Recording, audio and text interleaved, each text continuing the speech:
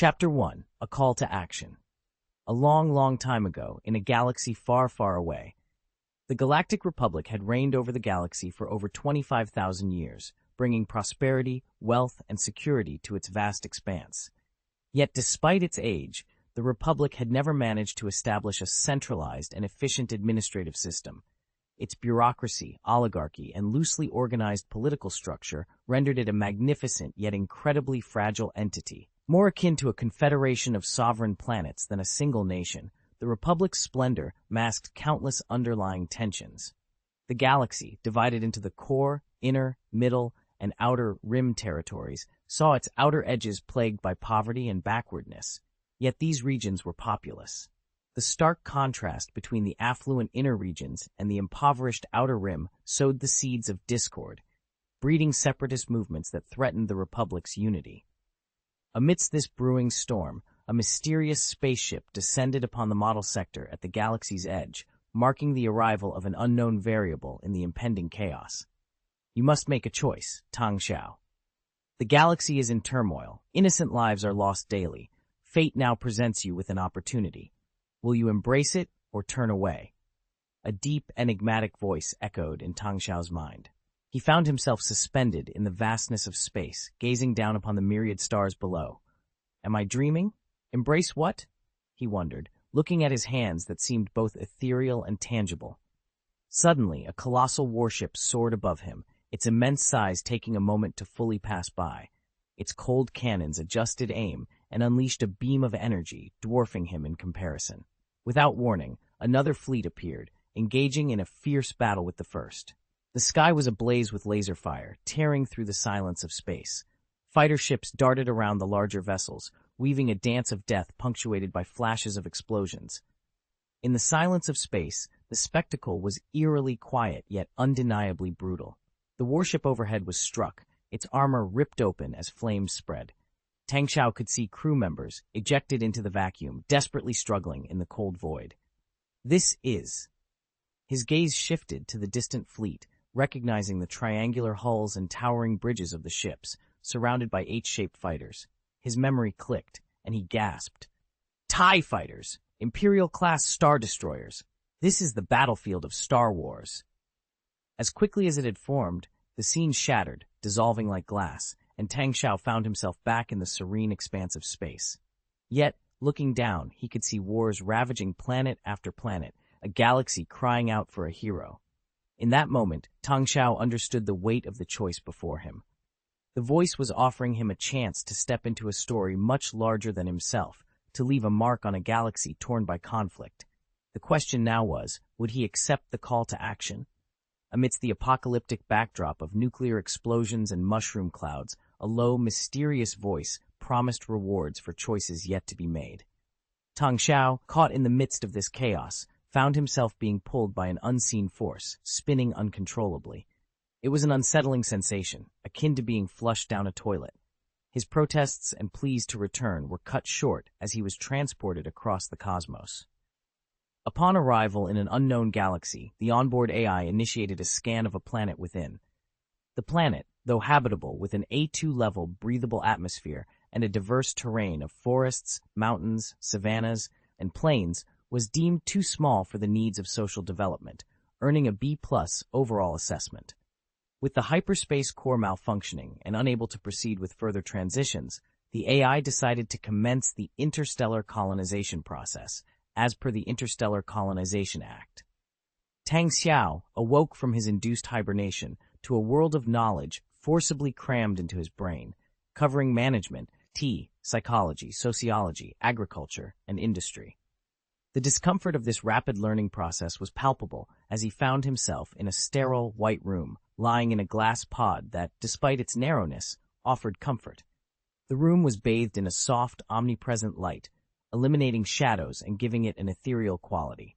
Robotic arms busied themselves with various instruments, and green plants added a touch of life to the otherwise clinical environment. Confused and disoriented, Tang Xiao questioned his surroundings and the voice addressing him. The AI introduced itself as the core control computer of the Mothership, explaining that Tang Xiao was in the medical room for administrators on the living area of the Mothership. It urged him to proceed to the bridge when ready and informed him that nutritional supplements were available upon request.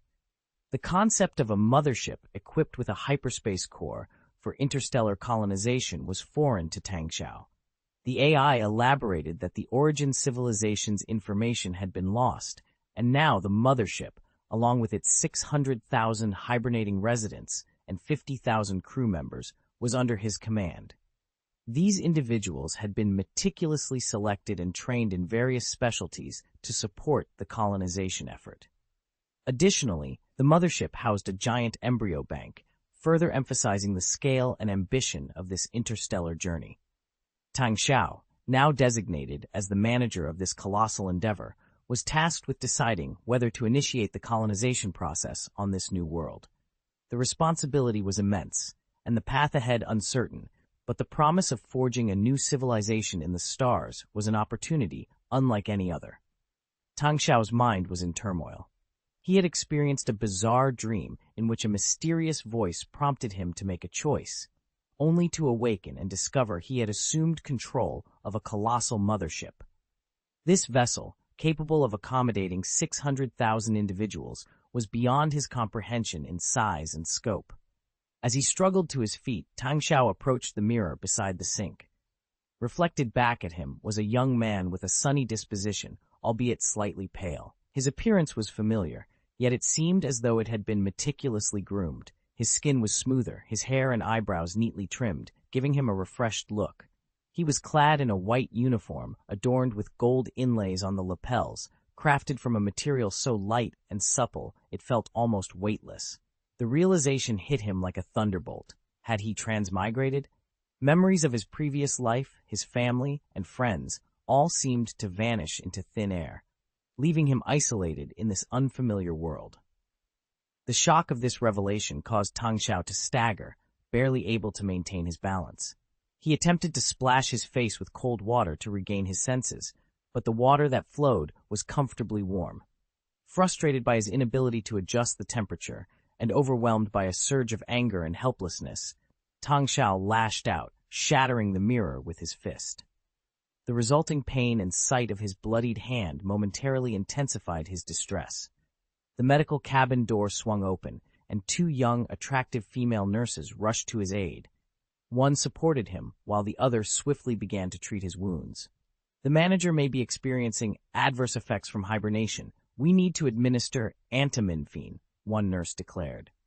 Within seconds, a robotic arm prepared an injection and handed it to her. Please, manager, calm down. This medication will help soothe your mind. You just need to sleep for no more than 2 hours in a normal state, the nurse implored, holding his face with earnest concern.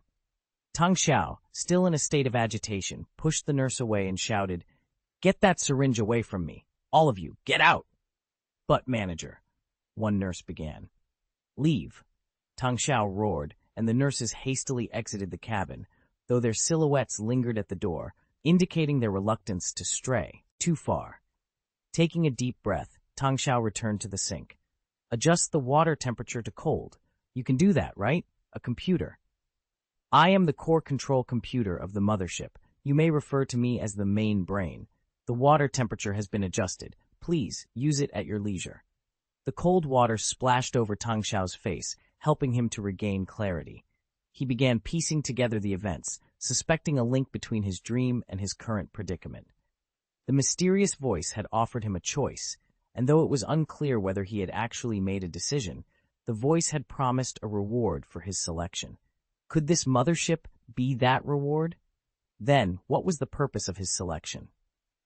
Tang Xiao recalled the cosmic battlefield from his dream, filled with spaceships and battleships reminiscent of Star Wars.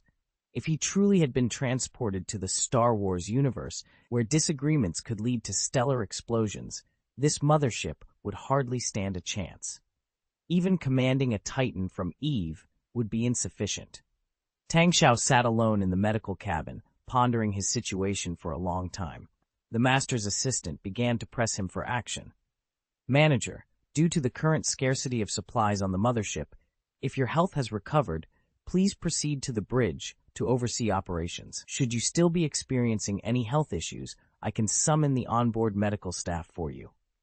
No, there's no need for that. Let's head to the bridge now, Tang Xiao replied as he stood up decisively. Chapter 2. Anomalies on the Mothership. The cabin door slid open, and the green indicator lights along the pristine white corridor flickered to life, guiding Tang Xiao toward the elevator leading to the bridge. The nurse stationed at the door quickly lowered her head in acknowledgement before scurrying back to the medical bay to continue her duties. The manager has awakened. Please ensure all staff in each department are aware of their work assignments, echoed the mainframe's announcement through the corridor. Despite the repeated broadcasts, the vast space remained eerily deserted. Tang Xiao's journey through the corridor felt longer due to the absence of personnel, until finally he encountered two soldiers clad in black uniforms stationed by the elevator. Upon noticing Tang Xiao, they snapped to attention, delivering a crisp military salute. "Hello, manager," they greeted. Feeling slightly out of his element, Tang Xiao managed a nod in response, which seemed to bolster the soldiers' pride, their stances growing even more erect. The elevator ride to the bridge took approximately 10 minutes. To Tang Xiao's relief, the elevator was equipped with a television and a terminal for work, offering some distraction from the uncertainty of his current situation. However, Tang Xiao found himself at a loss, unsure of how to proceed.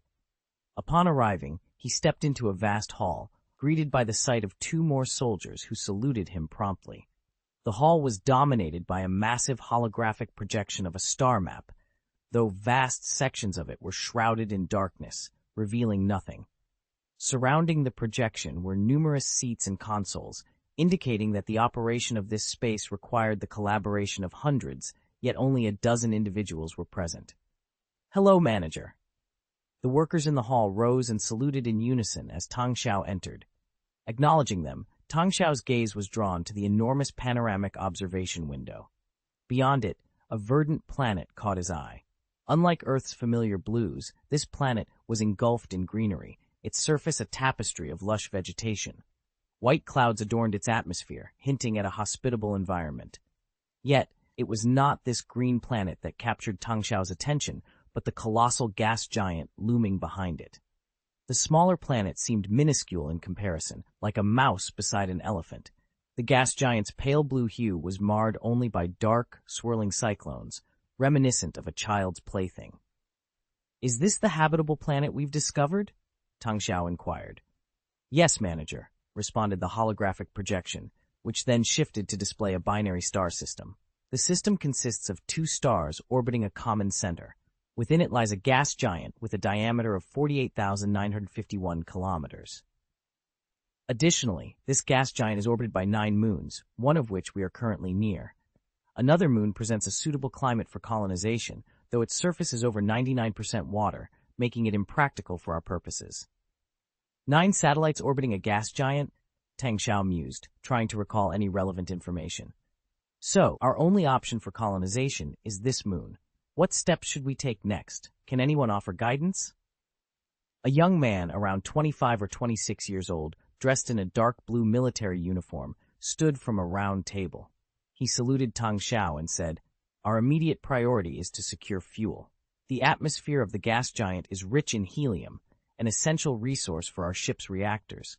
We must construct a mining station near the gas giant. The mothership's warehouse contains modular components for this purpose, and we have small engineering ships in the hangar ready for assembly. However, we need pilots to operate these ships." "Do I need to awaken these pilots?" Tang Xiao asked. "Yes. After your emergence from hibernation, the mainframe has already initiated the awakening of 50 personnel, including potential pilots, to support our mission." Tang Xiao nodded in approval upon hearing the detailed briefing. "Impressive organization. What's your name?" he inquired, noting the speaker's meticulous manner. "My name is Qijian, sir. I'm a member of the staff," Qijian responded, standing tall with pride. "Qijian, a strong name. Well, if we don't have a designated chief of staff, you'll assume the role temporarily," Tang Xiao decided. Qijian's excitement was palpable. "Yes, sir. We will fulfill our duties." "Excellent. Now, show me the status of our crew in hibernation," Tang Xiao commanded, settling into the central seat of the bridge. At his command, a vast holographic screen materialized before him, displaying the names of 600,000 residents and 50,000 crew members, each skilled in various fields. Given the circumstances, Tang Xiao recognized the necessity of selecting from the 50,000 crew members who were more acquainted with the operations aboard the mothership.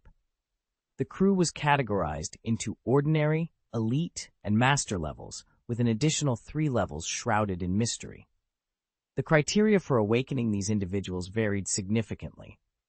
Master-level talents, for instance, were experts at the zenith of their fields, demanding conditions that seemed almost ludicrous for a nascent colony lacking basic amenities. Driven by curiosity, Tang Xiao explored the demands of a master-level astrophysicist, which included a 3-story villa, a private swimming pool, a state-of-the-art laboratory, and a super radio observatory situated on a plateau at least 3,000 meters above sea level. Another master, this time in quantum mechanics, required a dust-free laboratory, cutting-edge experimental apparatus, a particle collider spanning at least 50 kilometers, and peculiarly, 2 beautiful women over the age of 20 as personal secretaries, along with a velvet bed no smaller than 5 meters in diameter. Tang Xiao couldn't help but exclaim at the absurdity of these demands. Even the seemingly modest request from a master sociologist, who only asked for a colony population exceeding 10 million, seemed outrageous under the circumstances. Deciding that awakening these master-level individuals was impractical, Tang Xiao refrained from exploring the elite level. Without the means to meet their extravagant demands, he anticipated that their awakening would only lead to dissatisfaction or worse. Turning his attention to the ordinary crew members, Tang Xiao found their requirements far more reasonable. Most simply sought basic necessities like food, shelter, and employment. A few had minor preferences, such as working alongside members of the opposite sex or having access to noodles. Before proceeding with the awakening process, Tang Xiao paused to clarify. "Master, am I the only one authorized to awaken the crew, and will they all be working under my command?" "Yes, you possess the highest authority aboard the mothership.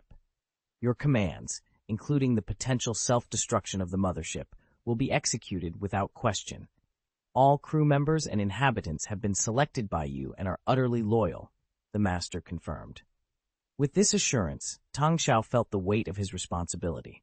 He was determined to make judicious decisions in awakening the crew, prioritizing the immediate needs of their fledgling colony. "When did I make this choice?" Tang Xiao mused silently, his thoughts interrupted by the lack of relevant records in the database.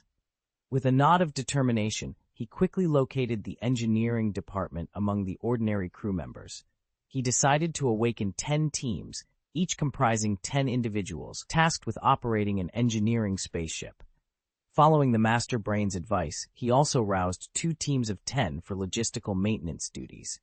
Tang Xiao adapted swiftly to his role, finding the small-scale task delegation relatively straightforward. Additionally, he awakened 20 individuals from the Ministry of Agriculture to attend to the hydroponics cabins aboard the mothership. Upon inspection, he discovered that many crops within the hydroponic cabins had perished. This explained the master's warning about the dwindling supplies. With the most critical tasks addressed, Tang Xiao allowed himself a moment of relaxation, casually crossing his legs as he requested, "Master, please provide an overview of this mothership's basic specifications." "Understood," the Master Brain responded. The room's center was soon illuminated by a holographic projection displaying the mothership in its entirety. The Master Brain then proceeded with a detailed explanation. "The origins and manufacturers of this ship are unknown. The current highest authority and administrator is Tang Xiao. Technical specifications include a total height of 41.37 kilometers, a maximum length of 10.92 kilometers, and a total mass of 373.079 billion tons.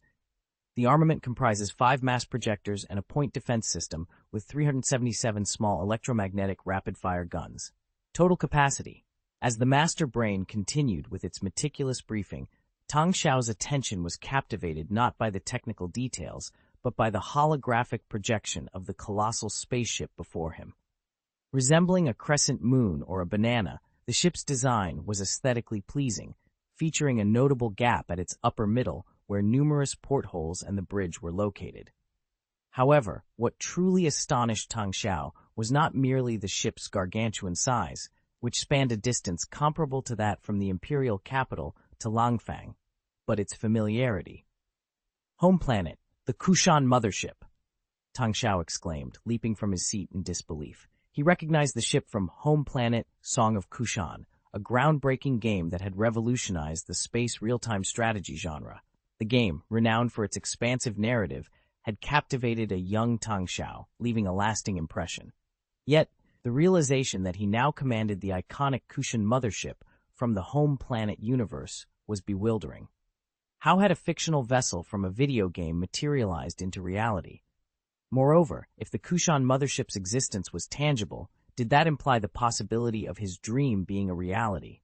Was he truly ensconced within the Star Wars universe? Chapter 3. An Astonishing Database? Mom, I really want to go home. If this were Star Wars, not even the formidable Star Destroyer could offer resistance. Tang Xiao covered his forehead, the initial excitement from discovering the reality of the Kushan Mothership in the game dissipating. He took a moment to compose himself before turning to his chief of staff, Qijian. "Qijian, can you give me an overview of our defense capabilities?" Qijian, stepping confidently into his role, promptly responded, "We have 5 Arrow-type reconnaissance aircraft and 5 Blade-type light fighters at our disposal." Tang Xiao maintained a polite smile, which was followed by an awkward silence. After more than 10 seconds, he encouraged Qijian to continue. "Go on, I'm listening." "That's all we have," Qijian admitted. Tang Xiao, already feeling a sense of dread, leaped up in disbelief and exclaimed, "You're telling me a mothership carrying 650,000 people is protected by only 5 reconnaissance planes and 5 fighter jets?" Qijian, taken aback by the sudden outburst, apologized. "I'm sorry, manager.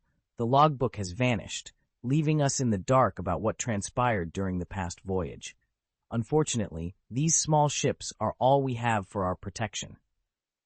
"Let's see the data on these so-called protectors. They must at least match the performance of an Infinite Destiny Gundam, right?"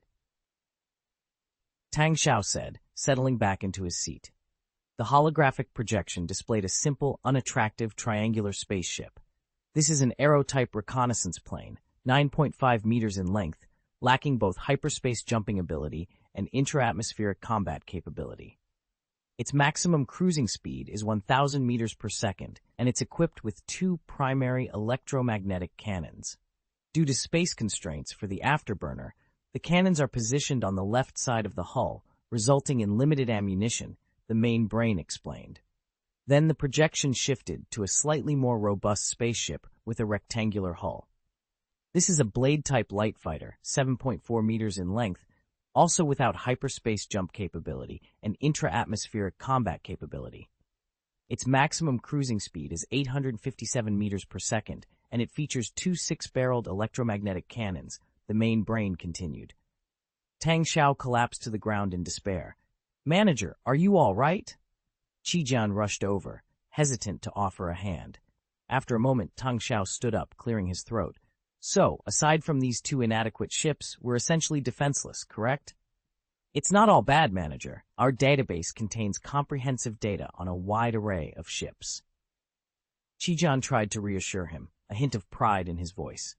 "Remember, the legacy of the ship grants us the privilege to board this unparalleled mothership." "Master, what exactly is in our database?" Tang Xiao inquired, turning around. "The database includes data on numerous spacecraft, including a giant mothership exceeding 74,000 meters in length. However, possessing the data alone is insufficient. Transforming these data into tangible ships requires extensive scientific research and a significant investment of time and resources," the main brain clarified. Tang Xiao's interest was piqued. "Show me what other spaceships we have." The data and entries immediately appeared before him, overwhelming him with their scope. The database contained not only spaceships, but also comprehensive data on various aspects of people's livelihood, society, culture, and science and technology. This piqued his curiosity further. He didn't recall the game Homeland featuring such an extensive array of spaceships. Even considering all the Homeland series combined, there weren't more than 100 items in total. So where did all these projects come from? As countless stars twinkled in the vast expanse of space, Tang Xiao found himself in awe. However, his astonishment only grew as he encountered some familiar silhouettes passing by. A Raven-class battleship, Tauran-class battlecruisers, Cole-class bat, Lee cruisers, an Orion-class assault carrier, and an Endless-class supercarrier. Recognizing these names and their distinctive designs, Tang Xiao's jaw dropped in disbelief. What's going on? This incredible database, does it contain all the data from space science fiction games? He wondered aloud. To be precise, the author played an Intergalactic system error, repaired, the main brain interjected, its voice cutting through the silence before adding, these data were already present in the database. No additional information is available. Hold on. You're not saying that the one over 74,000 meters in length, could it be? Tang Xiao's mind raced as he quickly browsed through the list. His eyes widened as an opulent golden battleship materialized before him. Yeah, the Spear of Adun? Is it really the Spear of Adun, the Protoss mothership from Starcraft? Yes, this mothership is named the Spear of Adun, measuring a total length of 74,550 meters, the main brain confirmed. Then let's build it. With the Spear of Adun, our safety will be guaranteed. Tang Xiao exclaimed, unable to contain his excitement. Currently, constructing the Spear of Adun is not feasible. Even if we had the necessary workers and resources, the vast difference in production processes means we cannot even begin to construct a small part of the Spear of Adun. Construction can only commence once our scientific research department has managed to decipher and understand the data concerning the Spear of Adun, the main brain explained. Tang Xiao sighed, a wry smile on his face as he acknowledged the inevitable. Ah, I understand. The technology of the Protoss is completely different from ours. It's impossible for us to build something like that. Manager, what is a star spirit? Qijian inquired, puzzled. It's nothing. Let's focus on the projects that are realistic for us and see what spaceships we can actually build. Tang Xiao replied, dismissing the question. The production line on the mothership can currently produce two types of fighters, the Arrow-type reconnaissance plane and the Blade-type light fighter. There is also a small transport ship available for transporting goods between the planet and the mothership. To construct larger spaceships, a space dock will be required. Additionally, there are some technologies with production processes similar to ours. The Scientific Research Department should be able to complete their analysis shortly. Would you like me to list them? The main brain offered. Forget it. We currently lack the space and resources to dedicate to scientific research, Tang Xiao decided, turning his attention back to the task at hand. He addressed the civilian staff. Have the materials on the mothership been organized? They have been organized. As the core computer mentioned, our material inventory is significantly below the critical level. The Ministry of Agriculture reported that most of the crops in the hydroponic cabin have withered, a female clerk reported, concern evident in her voice. Therefore, the best course of action would be to initiate landing procedures as soon as possible. We should be able to find food on the planet. Qijian, proceed with the production of 5 more Arrow reconnaissance planes and 20 Blade fighters. Awaken 20 aircraft pilots to ensure the basic safety of the mothership. Then, dispatch a transport plane to scout Dawnstar and identify a suitable landing site. Additionally, awaken an extra 50 Marines to be on standby at all times, Tang Xiao ordered. Yes. Qijian responded promptly, saluting before hurrying off to execute the orders. One more thing, Tang Xiao added, pausing to gather his thoughts. This marks the beginning of our journey in this unfamiliar universe. From this moment forward, we shall name this habitable planet Dawn Planet. It will be our new home. Yes, Dawn Planet. This will be our new home. Qijian responded enthusiastically, saluting once more. The rest of the crew on the bridge stood up and saluted in unison, then broke into applause, sharing their excitement with one another. Watching the jubilant crowd, Tang Xiao sighed. Despite the challenges ahead, the lack of joy in his expression was replaced by a sense of determination and hope for their future on Dawn Planet. Tang Xiao slumped back into his seat, his expression vacant as if he had become a zombie. Memories of his past life flooded his mind, his family, his father, mother, and girlfriend. The initial shock of his current situation had worn off, leaving him with a deep sense of melancholy. Despite being in the bustling command center of the mothership, he felt an overwhelming sense of isolation. Given the choice, he would gladly forsake the mothership, the advanced databases, and even the Spear of Adun. All he yearned for was to return to the 21st century Earth he called home. He wished that all these elements were merely data on a computer's hard drive, not realities he had to confront and battle against. He longed for the simplicity and safety of his home, where life's biggest concerns didn't include the fear of a star destroyer appearing out of nowhere to abduct him. Ignoring the activity in the command center, Tang Xiao silently made his way to the luxurious quarters assigned to him. He collapsed onto the soft, velvet bed, unable to hold back his tears. As sleep overtook him, he harbored a faint hope that upon waking, he would discover that everything he had experienced was nothing more than a dream. Chapter 4. Breakthrough in the Universe. A burst of soothing music gently roused Tang Xiao from his slumber.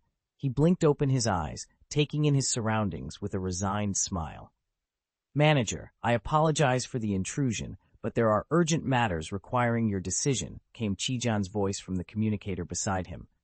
"Whatever it is, it can wait," Tang Xiao declared as he rose from his bed and made his way to the bathroom. He requested the system to adjust the water temperature to an ice-cold level before splashing his face vigorously. Gripping the edges of the wash basin, he stared at his reflection, noting how the cold had drained the color from his face. Gritting his teeth, he eventually straightened up, dressed swiftly, and stormed out of the room. "Master, lead the way to the bridge." Upon arriving at the bridge command center, Qijian greeted Tang Xiao with a respectful salute. "Manager, I'm sorry for the disturbance."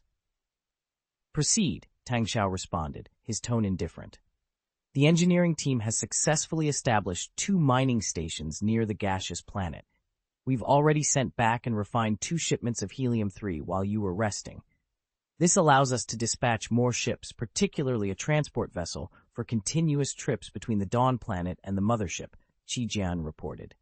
"Continue," Tang Xiao urged. "The reconnaissance team has also returned with a report identifying 17 potential landing sites. We can select one for our initial landing," Qijian added, his voice trembling slightly as he presented the interface to Tang Xiao. "Do as you see fit," Tang Xiao dismissed with a wave of his hand. Qijian appeared taken aback. "Administrator, this first colony could potentially become our capital in the future. I wouldn't dare make such a significant decision on your behalf." Tang Xiao, initially irritable, took another look at the screen. He was about to make a random selection when he caught Qijian's earnest gaze, filled with a mix of hope, pride, and slight anxiety. Qijian's fists were clenched, his body trembling slightly as he struggled to contain his excitement. It wasn't just him. The entire bridge crew seemed to share these sentiments. With a sigh, Tang Xiao gave the screen his full attention. The knowledge that had been forcefully crammed into his mind now surged forth, aiding him in making an informed decision. He selected a region characterized by mountains, rivers, and vast grasslands. Pointing to the chosen site, he instructed Qijian, "Here, the latitude is moderate, with nearby water sources. There's also a hill over 1,000 meters high that can serve as a strategic defensive position. Dispatch 20 Marines to secure the area, and commence construction of the residential zone as soon as the perimeter is secured." "Yes, Manager. This will be our first colony, our initial step into the universe." Qijian, visibly excited, immediately set the plans into motion. Once the landing site was confirmed, operations on all fronts kicked into high gear. A transport ship, carrying 20 Marines and 50 construction workers, soon departed from the mothership and made its descent onto the planet Dawn. The Marines quickly spread out, driving away wild animals and installing locator beacons, while the construction workers began assembling their mechanized exoskeletons for the build. "The beacon signal is stable, Manager. The mothership can now enter synchronous orbit," Qijian reported after confirming the beacon's signal. Tang Xiao nodded, instructing the bridge operator, "Enter the synchronous orbit of the Dawn planet and maintain the mothership's position above the beacon at all times. Master, assist with this operation." "Understood," came the reply. The engines of the cushioned mothership, a colossal structure over 41,300 meters tall, roared to life once more. Its immense power propelled the 370 billion-ton behemoth forward, gradually descending into the Dawn planet's outer gravitational field, before aligning with the planet's rotational speed as it approached orbit. On the planet Dawn, the arrival of the Mothership, with its immense mass, triggered several earthquakes ranging from magnitude 3 to 5, as well as eruptions of groundwater on the planet's surface. Once it entered its predetermined orbit, the Mothership utilized the centrifugal force and inertia from the planet's rotation, requiring minimal power to maintain its course. In synchronization with the ground beacon, a hatch at the center of the Mothership opened, launching an orbital drop pod. As it descended through the atmosphere, friction caused the pod to ignite the air around it, making it appear as a meteor to those on the ground. Just before landing, the pod's reverse engines activated, emitting powerful flames towards the ground to ensure a smooth touchdown. Construction workers, already on standby, quickly approached the landed pod. They efficiently assembled the modular housing contained within, made from ultralight materials. The pod's shell served as the building's outer walls. In under 20 minutes, a 2-story building stood complete. The Mothership continued this process, deploying buildings at a rate of 1 every 10 minutes. These included residences, solar and wind power generation facilities, and water purification systems. Tang Xiao, overseeing the operation, selected farmers and maintenance workers from among the 600,000 residents in cryogenic hibernation to awaken and descend to Dawn planet aboard a transport ship. As the settlement began to take shape, Tang Xiao couldn't help but feel a sense of heaviness. Gazing out at the vast universe through a porthole, he was reminded of the mysterious dream that might have led to his current predicament. A surge of frustration welled up inside him. Clenching his fists, he struck the thick porthole glass, shouting defiantly against the fate that had brought him here, expressing a fierce desire to return home. After another punch, the bandage on his hand burst open, bleeding anew. Yet his eyes burned with determination. The room fell silent once more. Calmly, Tang Xiao requested a nurse to tend to his wound and asked for the information he needed to continue his work. Resigned to his situation, yet not entirely without hope, Tang Xiao began to accept that returning home might be impossible. He realized that succumbing to despair would only jeopardize the future of those depending on him. The responsibility of leadership weighed heavily on him, understanding that the complex web of human society and the loyalty of his subordinates were at stake. Returning to his command seat on the bridge, Tang Xiao delved into the colonization plan, determined to understand the challenges ahead and how to address them. His approach was methodical and serious, focusing solely on the practical aspects of their mission rather than indulging in fantasies about the technology or the might of their spacecraft. His resolve was clear: to do what must be done, with diligence and care, for the sake of all who depended on him. Understanding how to establish a colony is paramount, particularly when faced with an unknown environment. Rapid development and the creation of a stable power base are essential strategies. This is especially true in the current situation, where trust is scarce and individuals are isolated by their own concerns. As a traveler, Tang Xiao is acutely aware of his solitude in this foreign land. Moreover, the lingering question of whether this environment is another Truman world adds to his unease. Pushing aside his confusion and anxiety, Tang Xiao selects an entry titled Guide to the Construction of Interstellar Colonies from his database. He opens the file, eager to find the knowledge that might secure his future in this uncertain world. Chapter 5. Star Wars. It's hammered. Tang Xiao had been deeply engrossed in the documents before him, which, combined with the knowledge previously instilled in his mind, began to assimilate into his own understanding. However, he knew that merely reading documents was insufficient. The true test was in applying the acquired knowledge. Master, I plan to inspect the Dawn planet. Please make the necessary arrangements, Tang Xiao requested, turning off the screen in front of him. Understood, manager. Additionally, it is advisable to take your personal bodyguard with you for safety, the master advised. I have a personal bodyguard? Summon him, Tang Xiao said, intrigued by the notion. The door to the bridge opened, and a robust figure entered. Dressed in a military uniform, his physique was the epitome of strength, an inverted triangle, and his face, as stern as steel, was strikingly familiar. Upon seeing the bodyguard, Tang Xiao stood up in disbelief, his mouth agape. "This? You? Could it be? From today onwards, I will serve as your personal bodyguard. You may address me as T-850, the figure announced, standing rigidly, his posture impeccable. "You're the Terminator?" Tang Xiao exclaimed, taken aback. The military uniform seemed out of character for the figure he recognized as Schwarzenegger. "I am a T-850 combat robot. The term Terminator is not recognized in my database. Please clarify," T-850 responded, his stance unwavering. "Manager, I require clarification," the master interjected. "The T-850 is a robotic bodyguard assigned to you. It is programmed with various protection and combat protocols suitable for different scenarios, ensuring it can fulfill its duties flawlessly," the master explained. "But where did this robot originate from?" Tang Xiao inquired further. "Source information is unavailable. The T-850 was stored in the Mothership's warehouse, designated as a bodyguard for you and other key individuals. Additional T-850 units can be produced by the Mothership's factory if necessary," the master clarified. Acknowledging the familiar face he had seen countless times on screen, Tang Xiao nodded. "Arm yourself and accompany me." Upon their arrival, the transport ship descended onto the leveled apron of Dawn Planet. Tang Xiao and T-850 disembarked, and workers, equipped with mechanized exoskeletons, immediately began unloading materials from the ship.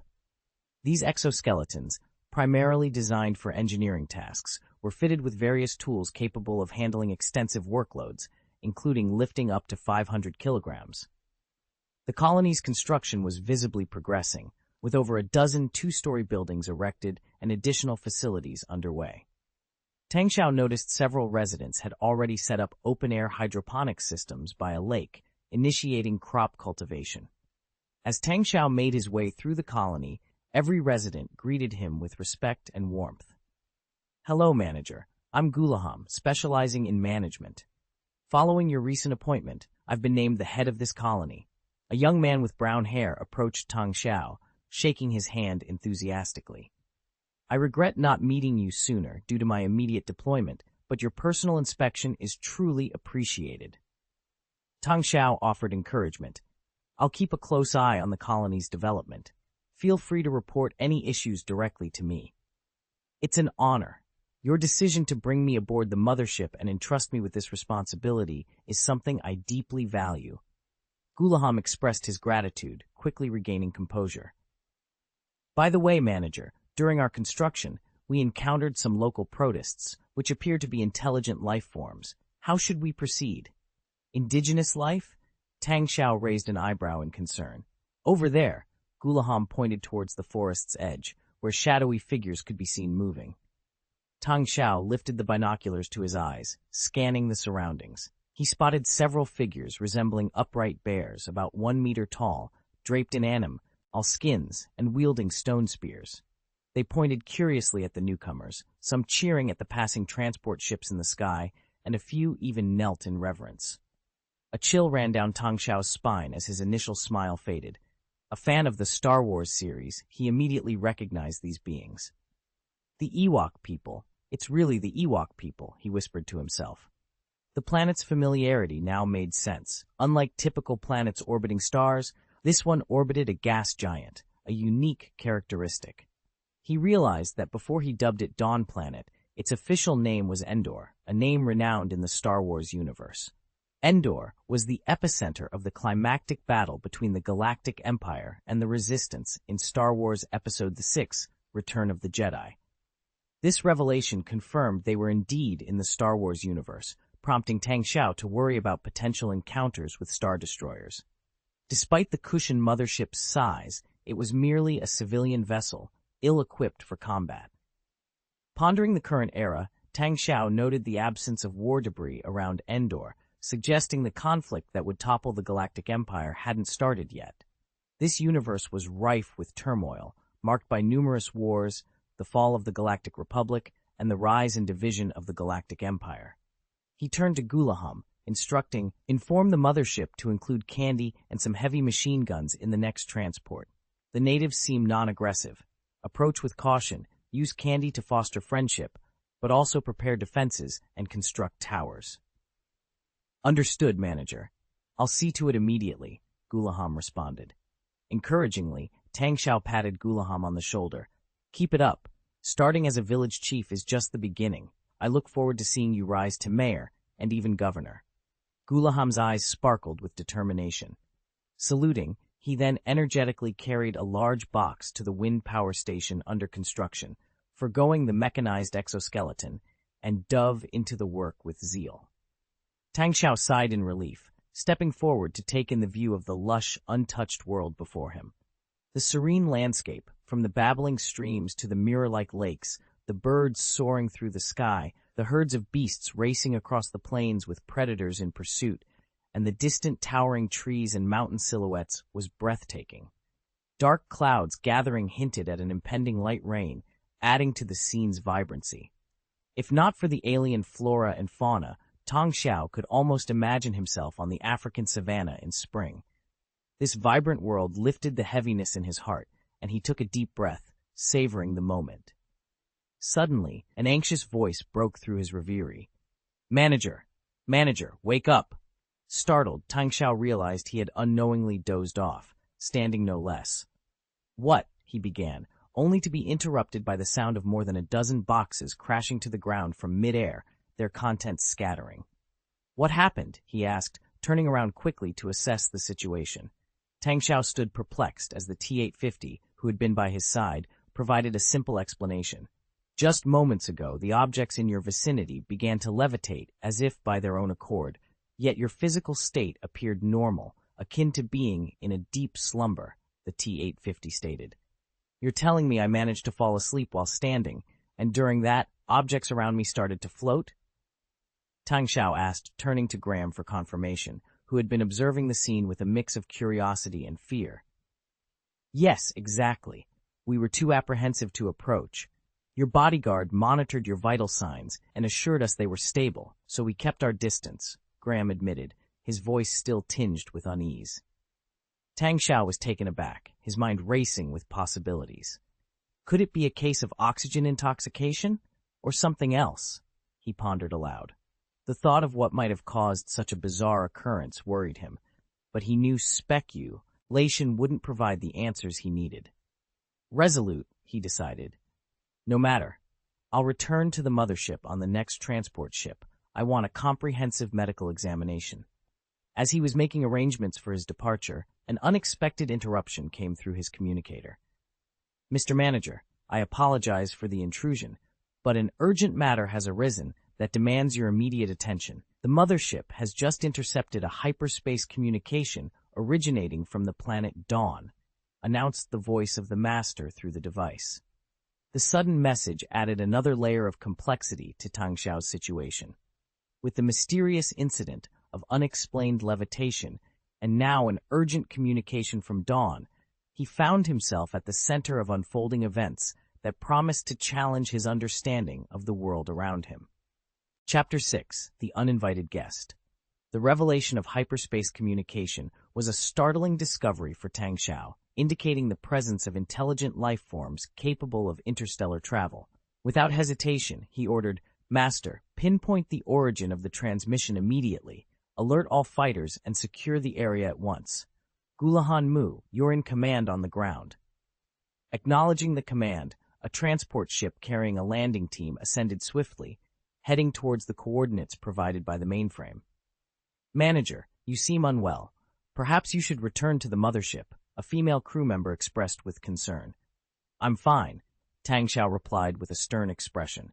Turning to his companion, he commanded, Let's go, T-850. We need to apprehend the individual who sent that signal. Upon their arrival at a desolate hill, they found the transport ship already on the ground. A hidden cave entrance was guarded by over a dozen Marines, intermittently firing into the cave.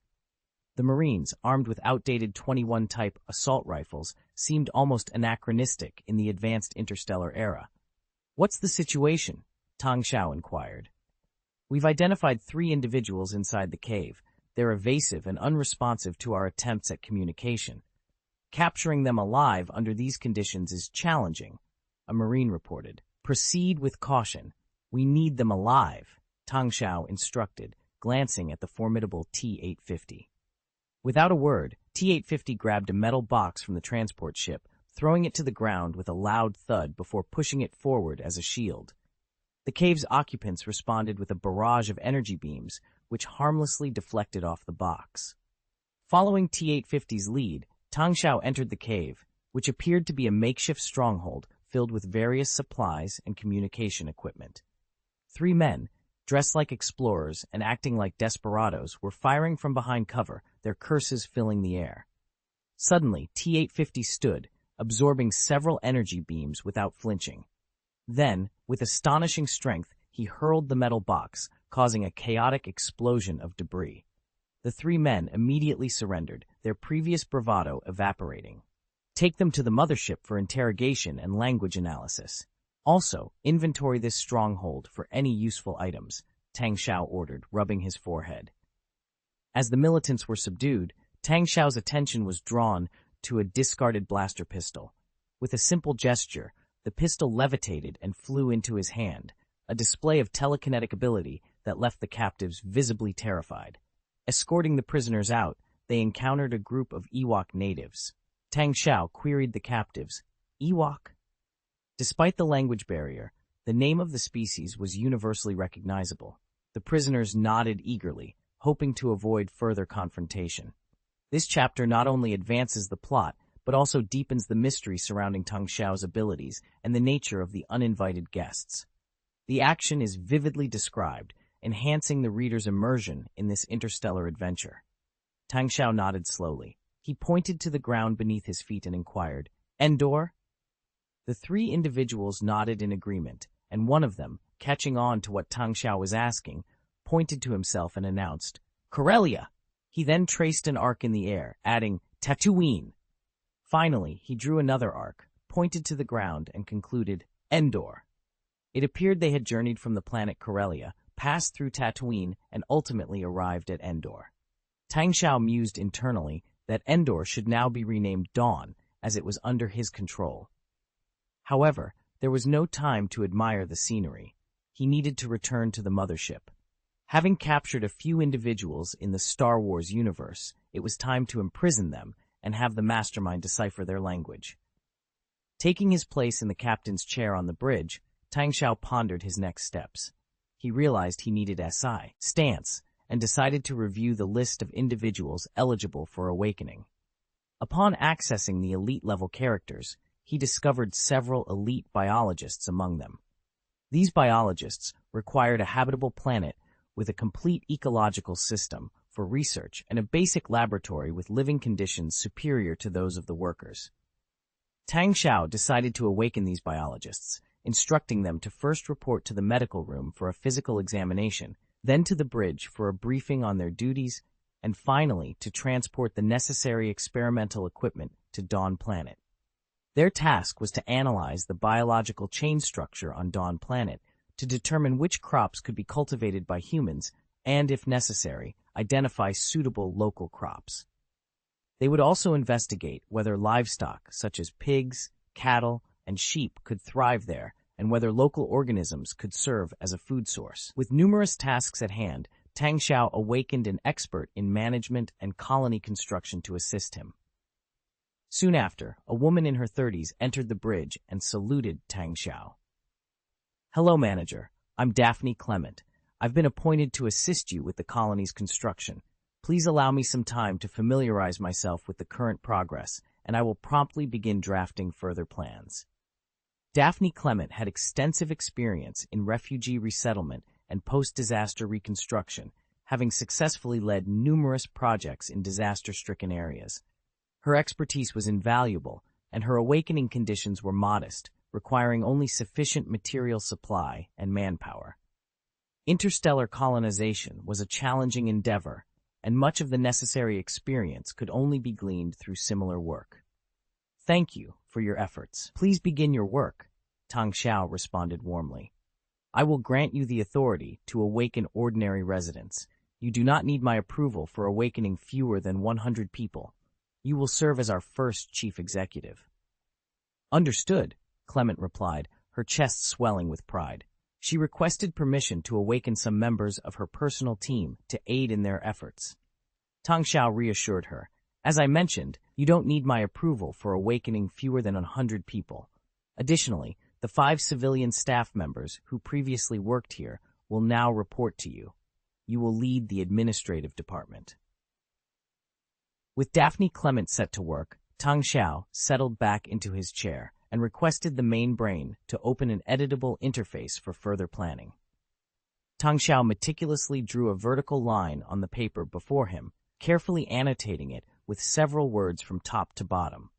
At the very top, he noted the opposition between the Galactic Republic and the Sith Empire, followed by a lengthy period during which the Galactic Republic solely dominated the galaxy.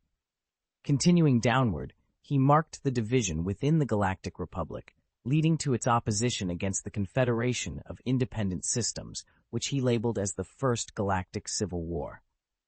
Further down, both the Galactic Republic and the Confederation of Independent Systems were crossed out, signifying their unification under the banner of the Galactic Empire, which then dominated the galaxy. At the bottom of the timeline, he noted another split within the Galactic Empire, leading to a confrontation with the rebels, which he identified as the Second Galactic Civil War. Additionally, he drew a circle labeled Endor, indicating the current planet of Dawn, and marked it with a cross to denote one of the main battlefields. This timeline represented the main plot of the Star Wars universe. Next to it, Tang Xiao drew a large question mark, pondering the current era. The absence of war near the planet of Dawn suggested that they were situated before the onset of the Second Galactic Civil War. However, this still spanned a considerable period of time. Taking a deep breath, Tang Xiao gazed at the timeline with a sense of gravity. Now, in which era are we exactly, he wondered. Note 1. The type of blasting beam mentioned here refers to the weapons seen in the Star Wars movies, often criticized as slow lasers. In reality, these are not lasers, but rather a form of plasmized explosive gas. This will be elaborated on in further detail later. Note 2. Similar to The Mechanic of Infinite Legends, this narrative will gradually introduce readers to the Star Wars universe and its plot. Even those unfamiliar with the series will come to understand and appreciate it through this book. Chapter 7. Gaze from the head of the Milky Way.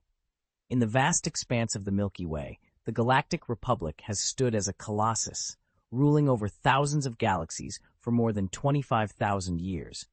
Governed by the combined authority of the Galactic Council and the Jedi Order, the Republic has maintained peace and order throughout its territories. The year is 35 BBY, during the era of the Republic, marked as 250118 in the galactic calendar. Coruscant, the gleaming capital of the Galactic Republic, shines as the pinnacle of development and prosperity within the galaxy. Among its architectural marvels, the Jedi Temple stands out, with its 5 towering spires rising above the massive trapezoidal base, a testament to the supreme guardianship of the Jedi Order over the Republic. Within one of these majestic towers, an elderly man in his 70s, his gray beard a contrast to his vigorous spirit, delivered a report with a stern tone. Master Yoda, Senator Palpatine has pledged his support in the Senate. He will advocate for the judicial fleet to dispatch forces to break the siege of Neel. Master Yoda, the venerable leader of the Jedi Order, stood by the window, his diminutive green form silhouetted against the sprawling cityscape of Coruscant. Despite not turning to face the speaker, he acknowledged the report with a nod.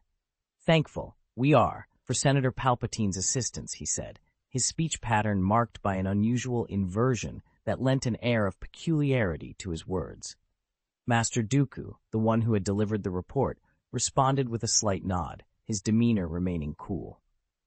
As he approached the door to leave, he paused, casting a sideways glance back. If the liberation of a planet from pirates requires personal favors to pass legislation, what does that say about the future of the Galactic Republic?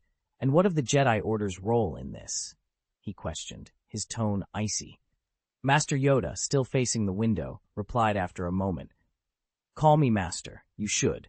The rebuke caused Dooku's cheeks to twitch in annoyance before he briskly exited, the door slamming behind him. After a while, Yoda sighed deeply, his gaze turning thoughtful as he contemplated the horizon. Outside, Master Dooku, struggling to contain his anger, hastened along the corridor. He encountered a pair of individuals dressed in simple robes, a middle-aged man with unkempt hair and a young, energetic apprentice with a buzz cut. The older man stepped aside promptly, bowing deeply. "Master," he greeted with respect. Despite his irritation, Dooku acknowledged the greeting with a nod before continuing on his way out of the temple. The middle-aged man, maintaining his bow until Dooku was out of sight, then led his apprentice into the room Yoda occupied. "Master Yoda, you wish to see me?" he inquired, bowing deeply once inside. "I have sensed a disturbance in the Force," Yoda revealed. The man, taken aback, immediately grew concerned. "Is it the dark side?" "No, not the dark side. It is chaos I sense," Yoda clarified. His eyes closed as he attuned himself to the Force. "A chaos? Where and why?" the man asked, his brow furrowed in confusion. "That I cannot say," Yoda admitted, shaking his head. "The disturbance grows stronger. You must see it for yourself. Go to the model sector, Master Qui-Gon Jinn." "What am I to look for?" Qui-Gon inquired, seeking clarity. "I do not know. May the Force be with you," Yoda concluded, his tone solemn. "May the Force be with you," Qui-Gon echoed, bowing once more. He then turned to his young apprentice, Obi-Wan, and said, "Let's go, Obi-Wan." "Kenobi, proceed to the model sector," instructed the elder. "Yes, Master," the young man responded with a nod. After the exchange, Master Dooku retreated to his quarters, activating his communicator. A holographic projection flickered to life, revealing a man in his 40s, adorned in a senatorial robe, his hairline receding. Dooku offered a slight nod, acknowledging the figure before him. "I'm deeply grateful for your assistance this time, Senator Palpatine. Without your intervention, the inhabitants of Neel would have faced devastating losses at the hands of the Beskharan pirates." Senator Palpatine returned the gesture with a smile. "It's my duty, Master Dooku. In these trying times, it's rare to find a Jedi who challenges conventions and champions justice as you do." Dooku, however, expressed his reservations. "That's not the outcome I desired. This situation shouldn't have been resolved in such a manner. The reality we face is complex, and the efforts of one or two individuals won't bring about change. We should be thankful for the resolution we achieved. More pressing issues, like the recent conflict between Malastare and the Corporate Alliance, are beyond our reach," Palpatine reasoned. Dooku found himself in agreement. "You're right, Senator. These problems are too vast for just a few of us to handle. We need to rally more allies." Palpatine nodded, relieved. "That's precisely my point. Yet I remain hopeful that if we stay true to our principles, the chance for change will eventually arise."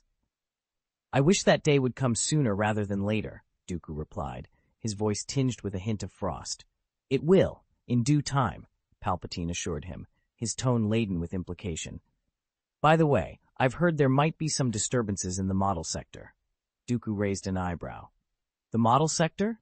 It's a desolate region in the outer Western Territories, riddled with hyperspace anomalies and dominated by a massive black hole. It's beyond the Republic's jurisdiction. What sort of problems could arise there?" "It's nothing major, just a matter of concern. If you could arrange for someone to investigate, I'd be grateful," Palpatine mentioned casually. "I was considering sending a few Jedi apprentices. No, I'll dispatch some bounty hunters from my home planet of Sereno instead," Dooku decided, quickly abandoning the idea of involving the Jedi Order. "Your efforts are appreciated, Master Dooku," Palpatine said, his smile carrying a deeper meaning as he bowed slightly and terminated the communication. "Why do you want Dooku to investigate the Force disturbance recently detected in the model sector?" A deep, shadowy voice inquired from behind Palpatine. "It's akin to training a cyborg war dog. Frequent commands will gradually accustom it to obedience. Ultimately, it's about control," Palpatine explained with a sly grin.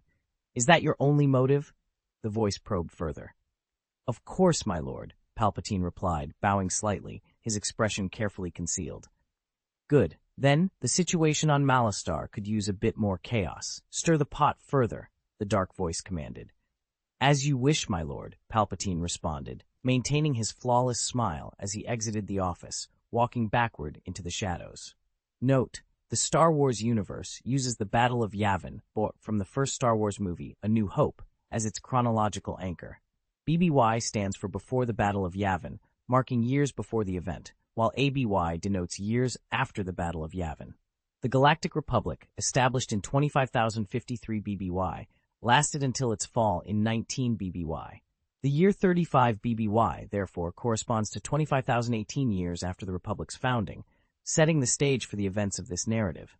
For newcomers, think of BBY as analogous to BC before Christ, and ABY as AD Anno Domini, simplifying the timeline. Chapter 8. I Need Help. We are merchants from Corellia, seeking furs and rare metals. Please, let us return home. The words were translated haltingly by a cylindrical robot. Beside the robot, 3 captured militants lay on the table, groaning weakly and occasionally managing to utter a word. Tang Xiao sat across from them in the interrogation room, legs crossed, observing the trio's act with a detached interest. Behind him stood T-850, expressionless, maintaining a perfect soldier's posture, with feet shoulder-width apart and hands clasped behind his back. A full Earth-standard day had elapsed. In these 24 hours, under the relentless interrogation of the Marines and the strategic questioning by their leader, the 3 militants had been coerced into revealing an exhaustive amount of information. It seemed they had recounted everything from their birth to the present day, including the cries of their infancy. Now, the analysis of the Galactic Standard Language had surpassed 40%, enabling basic communication. However, deciphering the intricacies of its syntax and grammar would require more time. Unaware of the grim future awaiting them, the militants continued to feign misery, hoping to appeal to Tang Xiao's seemingly kind and youthful demeanor for mercy. Tang Xiao, however, was unmoved by their act. He turned to the translation robot and inquired, "Where is the capital of the Galactic Empire?" The question confused the militants, and one corrected him, "The Galactic Republic, not the Empire. The capital is Coruscant." "And who leads the Jedi Order?" Tang Xiao probed further. The militants exchanged bewildered glances and shook their heads, indicating their ignorance. Indeed, during the Republic era, the Jedi Knights maintained a low profile, their existence more myth than reality to the galaxy's ordinary citizens. Pondering for a moment, Tang Xiao shifted his line of questioning. "Who is the Speaker of the Galactic Council?" After a brief pause, one militant replied, "Finis Valorum." Tang Xiao's expression shifted subtly as he asked one final question. "Has there ever been a war on the planet Naboo?" The militants shook their heads in unison. Without another word, Tang Xiao stood and left the interrogation room, heading towards the bridge. "The manager has left. Let's proceed. Describe the appearance of this cat with utmost accuracy." The mastermind's voice instructed as Marines, imposing with their broad shoulders, entered the room, casting cold glares at the militants. Soon, the interrogation room echoed with their miserable cries. Back on the bridge, Tang Xiao settled into the captain's chair, leaning back as he gazed at the command center's ceiling, lost in thought. He had narrowed down the current Star Wars era to a span of less than 30 years, but this realization was far from comforting. The galaxy was on the cusp of an unprecedented, devastating conflict that would engulf nearly every corner of space. In this upcoming turmoil, the Galactic Republic, with its history spanning over 25,000 years, would meet its end. Tang Xiao began to piece together the Star Wars narrative from his memory. The current Speaker of the Republic's Parliament was Finis Valorum, and the conflict on Naboo had yet to erupt. This was a crucial juncture. The Battle of Naboo would lead to Valorum's resignation, paving the way for Palpatine to become the new Speaker. Under Palpatine's manipulation, the Republic would find itself divided and at war a decade later.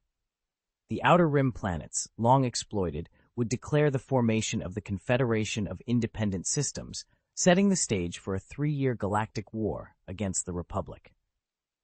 In the midst of the Clone Wars, a conflict teeming with legions of clone soldiers, Shiv Palpatine, perhaps the most formidable schemer the Star Wars universe had ever encountered, masterminded the entire ordeal. His machinations were designed to undermine the Galactic Republic, annihilate the Jedi Order, and quell the resistance in the Outer Rim. Following this, he ascended to power amidst the ruins of the Galactic Republic, transforming it into the Galactic Empire. Reflecting on this, Tang Xiao couldn't help but sigh, feeling overwhelmed by the enormity of the era he found himself in. He lamented, "Why must it be this darkest of times? I stand no chance against Palpatine. In matters of politics, conspiracy, personal strength, or power, I am vastly outmatched. How am I expected to survive?" The thought of surrendering crossed his mind. Should I submit to him, join the Galactic Empire, and serve at the Emperor's pleasure? Tang Xiao pondered this path seriously, but soon dismissed it with another sigh, realizing that would be impossible. He would surely seize the Mothership, and all the invaluable data within its database would fall into his hands. Frustrated, Tang Xiao stood up abruptly, shouting at the ceiling, "Ah, it's so infuriating!" Daphne Clement and Qi Jian rushed over in concern, but Tang Xiao simply shook his head, signaling them to return to their duties. Watching their retreating figures, he muttered to himself, "I need assistance, a politician capable of standing up to Palpatine. Yes, a politician." He understood that in the Star Wars universe, at least for the moment, the Galactic Council held ultimate authority. This realization led him to conclude that brute strength alone was insufficient. No matter how formidable one's personal power might be, it couldn't rival the might of the Death Star or a Star Destroyer. However, a skilled statesman could command countless Star Destroyers with just a few persuasive words. Observing Clement and Qi Jian, Tang Xiao realized they were not suited for the political arena. Clement's expertise lay elsewhere, and Qi Jian, though a competent staff officer, lacked the necessary prowess for such a monumental task. He also noted the age and experience disparity among the classes, with younger individuals in the ordinary class and older, more seasoned individuals in the master class. This hierarchy suggested that with enough time and experience, anyone could ascend to higher levels of mastery. However, cultivating talent was only part of the equation. To even consider challenging Palpatine, Tang Xiao recognized he first needed to establish a presence on the galactic stage. For this, he required the aid of a politician of at least master-level caliber. Taking a deep breath, Tang Xiao began to sift through the list of individuals eligible for awakening. To his surprise, the list had undergone a change. Previously categorized into ordinary, elite, and master levels, with 3 question marks indicating an unknown category, one of these question marks had now been revealed to represent legendary characters. Mastermind, when did you unlock the legendary character? Tang Xiao inquired, astonished. After your awakening, Manager, legendary characters and those of higher tiers will not pledge loyalty without significant abilities on your part. Attempting to awaken them without the requisite capabilities could lead to turmoil. At this level, every individual possesses formidable abilities, perhaps even surpassing yours. Note 1. This background information references the main plot of the Star Wars prequel trilogy and the animated series, The Clone Wars. Chapter 9. I Want a Spaceship. Tang Xiao feverishly scanned the list of legendary characters, only to discover that the majority were inaccessible. However, a few names were visible. Why can I see the names of these individuals? Does this mean they can be awakened? He inquired. The system responded, direct awakening is not possible. According to the pact they made before entering hibernation on the Mothership, they will pledge allegiance to you.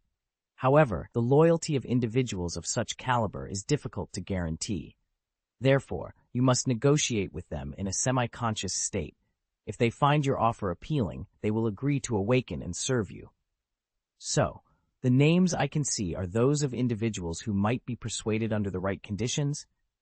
Tang Xiao pondered, feeling a mix of excitement and trepidation. These names belong to characters from films, television, and games, each with countless tales and legends to their names. He marveled at the realization of what legendary characters truly entailed and wondered about the even more formidable individuals represented by the last 2 question marks. Correct. Additionally, if negotiations fail, they prefer eternal slumber over servitude. However, if their demands are fully met, they can be awakened directly without the need for negotiation. Be warned, their demands are often steep. The main brain elaborated. Tang Xiao nodded, his eyes suddenly catching a name that sparked an idea. If he were to confront Palpatine, this individual could be invaluable. Despite lacking loyalty, faith, and justice, and being driven solely by power, self-interest, and ambition, such a person could indeed rival Palpatine. Tang Xiao hesitated, aware of the risks, but his resolve was firm. His singular focus was on preparing for the impending war, which was still decades away. Everything else was secondary. Closing the legendary figures page, Tang Xiao felt a chill. Interacting with such formidable individuals was a far cry from the control he felt in games or movies. He realized he was significantly outmatched. "Are you awake?" Tang Xiao mused, leaning back and attempting to use the Force to move a cup of tea towards him. His joy was short-lived as the cup crashed to the floor, shattering. "Perhaps I should start by awakening a few cleaners," he mused, observing the spilled tea leaves and the bustling bridge crew. This mysterious power, known as the Force in the Star Wars universe, is a supernatural and omnipresent energy capable of incredible feats. Users of the light side, known as Jedi Knights, and those who embrace the dark side, known as Sith Lords, wield this power. The epic conflict between the Galactic Republic and the Sith Empire epitomized the struggle between the light and dark sides of the Force. In the aftermath of a decisive victory, the forces of light triumphed, and the Sith Lord was vanquished, relegated to the shadows. Amidst this backdrop, Tang Xiao discovered his affinity with the Force, amusing himself by levitating fragments of a shattered teacup, guiding them smoothly towards a trash can, though they scattered around its vicinity. Manager, Qijian approached Tang Xiao, who was reveling in his newfound power. Observing the levitating teacup pieces, he offered his sincere congratulations. "Congratulations, Manager, on mastering this mysterious and formidable power." "What do you need?" Tang Xiao inquired, his attention momentarily diverted. Qijian responded, "Our staff department has just finalized a plan concerning our military capabilities. Please have a look." He then transmitted a data packet to the screen before Tang Xiao. Tang Xiao perused the plan and the accompanying data, then said, "Summarize the conclusion for me." Qijian nodded. "The priority for us now is to enhance the Mothership's defense capabilities. Relying solely on the blade fighter is insufficient. It's essentially a sealed metal box with a cannon and an engine attached. Therefore, we need a more potent starfighter. Fortunately, the Mothership's production line can directly manufacture this new fighter, which saves us the time and resources needed to construct a space dock."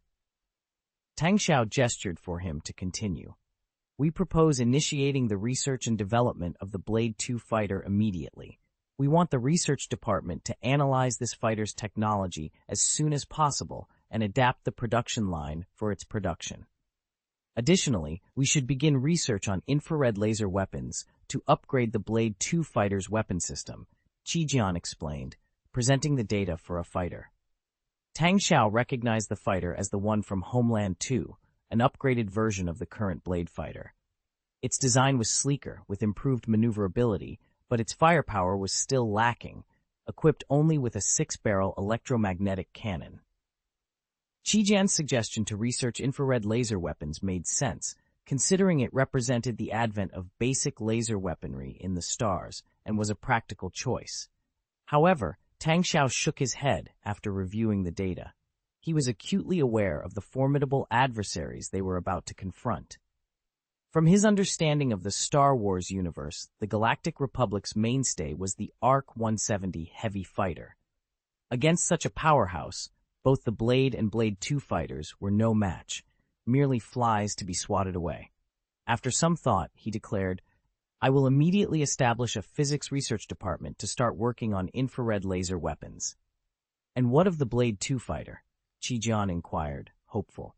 "The Blade II offers only a marginal improvement in our combat capabilities. For now, we should increase the production of blade fighters to 100 units and await the integration of infrared laser weapons." "That's our current objective," Tang Xiao stated. Qijian, concerned, countered, "But the blade fighter's reliability and combat effectiveness are questionable. In a conflict, we risk losing many pilots in vain." "Is the Blade II any better?" "We need a fighter that's significantly more powerful, ideally one that can operate in the atmosphere. The enemy we're about to face is far more formidable than we've anticipated." Tang Xiao interrupted him with a dismissive wave. "You must understand, we don't have the luxury of time and resources to invest in developing and producing interim solutions." In truth, Tang Xiao had already decided on the next model of fighter to develop, the CF-A-17 Ghost Fighter from Starcraft. In this book, characters and technologies that are overly dramatic or excessively fantastical, such as Gundams, will not be featured. Chapter 10, The Invention Project. Research projects are the lifeblood of innovation, and the CF-A-17 Ghost Fighter stands as the pinnacle of the Terran Empire's military might in the Starcraft universe. Tang Xiao, upon closer examination, realized that the current model of the CF-A-17 Ghost Fighter available for research and manufacturing was merely an early version. It lacked the advanced pulse laser designed for ground attacks. Despite this, the Ghost Fighter's capability to operate both in atmospheric and space environments made it an exceptional asset, as demonstrated in the Starcraft narrative during conflicts with the Protoss and Zerg. Future iterations of this fighter would include a stealth system, transforming it into a formidable stealth fighter. The challenge, however, lay in bridging the technological and production gaps between the Homeland and Starcraft universes. Tang Xiao was determined to overcome these obstacles, confident in the ability to assimilate and apply the Terran Empire's technology within the human-centric system of Homeland. Qi Jian, after expressing his concerns, respected Tang Xiao's decision and prepared to follow his orders. Tang Xiao then reached out to Daphne Clement to inquire about the availability of a modular building for the Engineering Research Institute within the Mothership's warehouse. Clement confirmed the presence of a modular scientific research space station on the Mothership, designed to accommodate around 20 experts for extensive experiments and research. Without hesitation, Tang Xiao ordered the immediate construction of the Engineering Research Space Station. He then accessed the Mothership's Character Awakening database to identify suitable candidates for the project. Among the elite, he awakened 3 engineering specialists, 2 women and 1 man, all in their 30s to 40s. They introduced themselves as Guan Yan, an energy expert, Dr. Feng Yongwang, a mechanics expert, and Dr. Qi Shuiwen, a materials science expert. Tang Xiao tasked them with simultaneously researching infrared laser weapons and the CF-A-17 Ghost Fighter. Guan Yan suggested the need for a physics laboratory and at least 20 physics majors for the laser weapon project. Dr. Feng Yongwang, after reviewing the Ghost Fighter's data, noted the technological disparities but remained optimistic about overcoming them with initial help from 5 mechanical engineering majors, expecting to request more resources as the project progressed. When asked about timelines, Dr. Guan Yan estimated that the infrared laser weapon research could be completed within a month. Dr. Feng Yongwang was more cautious about the Ghost Fighter project, suggesting it might take a year to fully analyze and adapt the technology for production, especially without guidance from a master-class expert. Tang Xiao assured them of full support in terms of personnel and materials, expressing gratitude for their efforts and encouraging them to commence their work. Tang Xiao nodded in agreement. Indeed, manager, you're steering the ship, and our job is simply to perform well. We should be the ones expressing gratitude to you, he said. Qi Shuiwen returned the sentiment with a smile. I'll compile a list of what we need, announced Guan Yan. Regardless of the location, he knew all too well that scientific research demanded an immense amount of time, effort, and resources. As the list of supplies continued to grow on the screen, Tang Xiao maintained a polite smile, though internally he felt a pang of distress. The colony had just begun to see improvements, accumulating some material reserves, and now it seemed all of it was being allocated to the scientific research team. In the outer ring of the Milky Way, within the western region of the model sector, a disc-shaped Corellia YT-1000 light spacecraft was about to exit hyperspace. We're nearing the end of our hyperspace jump. Time to wake up, dear, said a human woman who was maneuvering the spacecraft to the pilot beside her. The pilot, a man in his 30s, stirred from his doze. I'm really starting to miss the sparkling wine back on Corellia. After we complete this delivery, I'm heading home for a well-deserved rest. I'm thinking, at least 3 days' worth, he mused. The Corellian galaxy isn't kind to folks at the bottom like us, Quinto. I prefer our current life, free and unbound, the woman replied, leaning over to kiss her lover's forehead affectionately. Suddenly, a commotion erupted from the rear cabin, followed by a loud thud. Someone had evidently kicked a malfunctioning machine. Then, a Rhodian emerged. Resembling an upright seahorse with bulging, lidless eyes and straw-like mouthparts, Rhodians were known as a hunting species. Despite joining the Galactic Republic and entering the interstellar age, many still pursued careers as bounty hunters. "What's the problem, Spade?" Quinto inquired. "It's nothing too serious, just potentially fatal." "Fallacy, you should notice the 7th indicator light on your left flashing erratically, right?" the Rhodian replied, clearly frustrated. Fallacy glanced back and gasped in alarm. "My God, the hyperspace diverter isn't responding. How is this happening?" She frantically attempted to correct the issue via the console, to no avail. "Well, all we can do now is hope we don't get torn apart exiting hyperspace," Spade said resignedly, sitting down to brace for the worst. Hyperspace diverters ensure we're not shredded by physical phenomena upon exit. Without it, initiating a jump is impossible. So, unless we're incredibly lucky, if something goes awry during the jump. Quinto left his sentence hanging as the spaceship exited hyperspace. To an outside observer, the vessel would seem to materialize in space almost instantaneously. After enduring a violent shudder, they managed to stabilize the spacecraft. Quinto gazed at the colossal structure that loomed before them and whispered in awe, "That's man-made. Spirit of Karaya. What in the world is that?" Fallacy exclaimed, her voice laced with shock. The radar revealed a gigantic, moon-shaped spacecraft cruising in the planet's synchronous orbit. The vessel was so vast that from their YT-1000 lightship's porthole, all they could see was an endless expanse of metal. Chapter 11. The First Legendary Encounter. Quinto analyzed the situation with a murmur. "I see. It's the gravitational fluctuations caused by this ship, coupled with their signal jamming, that render our hyperspace diverter ineffective." He paused, his gaze fixed on the colossal structure before them. "I've never encountered a ship of this magnitude in my life. Is this truly a spaceship? Or could it be a space station?" Felicity, visibly frustrated, chimed in. "The real question is, why is such a massive ship lurking on the outskirts of the Endor planet? If this is the case, what about Kenneth and the others?" "Our communications are completely severed," Spade interjected grimly. "It's evident. Considering the energy levels of the opposing party versus ours, even the simplest form of electromagnetic interference is enough to leave us blind and deaf." Resigned, Quinto slumped into his seat. At that moment, the hangar doors of the giant ship opened, and more than 10 small fighter jets emerged, heading straight for them. "It seems they're not approaching us directly. I suspect they wish to negotiate. Let's just surrender. I doubt the forces controlling such a vast ship would bother to mistreat us," Quinto advised. "Remember, we must strike a balance between humility and arrogance.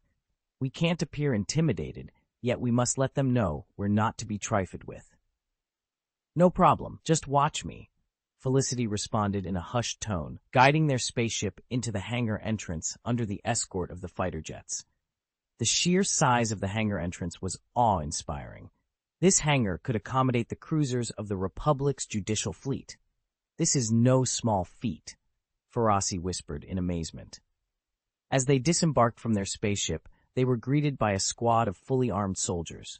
These soldiers, with their robust physiques and sharp gazes, were clearly well-trained elites, surpassing the often lax soldiers of the Galactic Republic that Quinto and his companions were accustomed to encountering. Upon seeing the trio descend, the soldiers cocked their guns in unison, sending a clear message of intimidation. Felicity, overcome with fear, immediately raised her hands and knelt down. She noticed Quinto and Spade had already assumed a kneeling position faster than her, their heads in their hands, adopting a posture of surrender. Through the surveillance camera, Tang Xiao observed the trio kneeling before his soldiers, a bead of cold sweat rolling down his forehead. Turning to Qi Jian, he speculated, "I presume these three are associated with the trio we apprehended earlier." Qi Jian nodded in agreement. "Indeed, it's evident from their demeanor that they're smugglers, likely with a plethora of illicit activities under their belts. It wouldn't be a mistake to detain them for immediate interrogation."